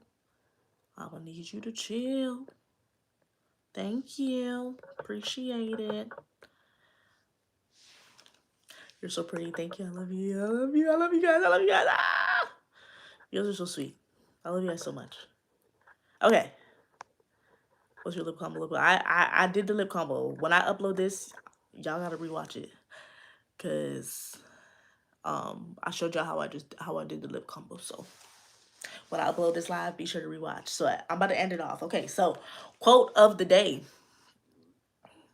before we end off this live is every night let go of the day's negatives. It's done and over. Time for a fresh start tomorrow. So whatever it is that you go through that may have not been the best out of your day, that's negative, don't carry that into the next day. I'm going to say it again. Every night, let go of your day's negatives. It's done and over. Time for a fresh start tomorrow. Do not carry your day's negatives into the next day. You went through what you went through. It is what it is. Reflect on it. Sit with it for a second. Don't let it fester for too long. The longer it festers, the more it grows. Tomorrow is a new day for a new beginning and a new opportunity. Don't let it, you feel me, fester for too long. You got this, and I'm so proud of you. And just keep swimming. You know what I'm saying? You know what I'm saying? Okay? I love y'all down. Thank you so much for being a part of the first episode of The Inner Trenches. just to give you an update, every single Sunday at 6 p.m. Eastern Time, I will be going live. Next week, the vibe is going to be a little bit different. If you are a member, you will get the opportunity to join my lives with me so we can actually talk face to face to have these discussions. I appreciate everybody that tuned in and that stayed in for the whole live. I love y'all down so much. Excuse me. Thank you for being a part of this inner circle, inner trench. Thank you so much. I love you guys. I was a little bit nervous about coming on here at first, but I feel so much better now. Like a weight is lifted off my shoulders. So I'm happy that I'm able to create this space for all of us to get together and just speak about life in a vulnerable and safe, judgment-free space. I love y'all down. Remember, if you want to be able to go live with me next week, I will be starting that. If you want to be able to go live with me, be sure to subscribe to the memberships.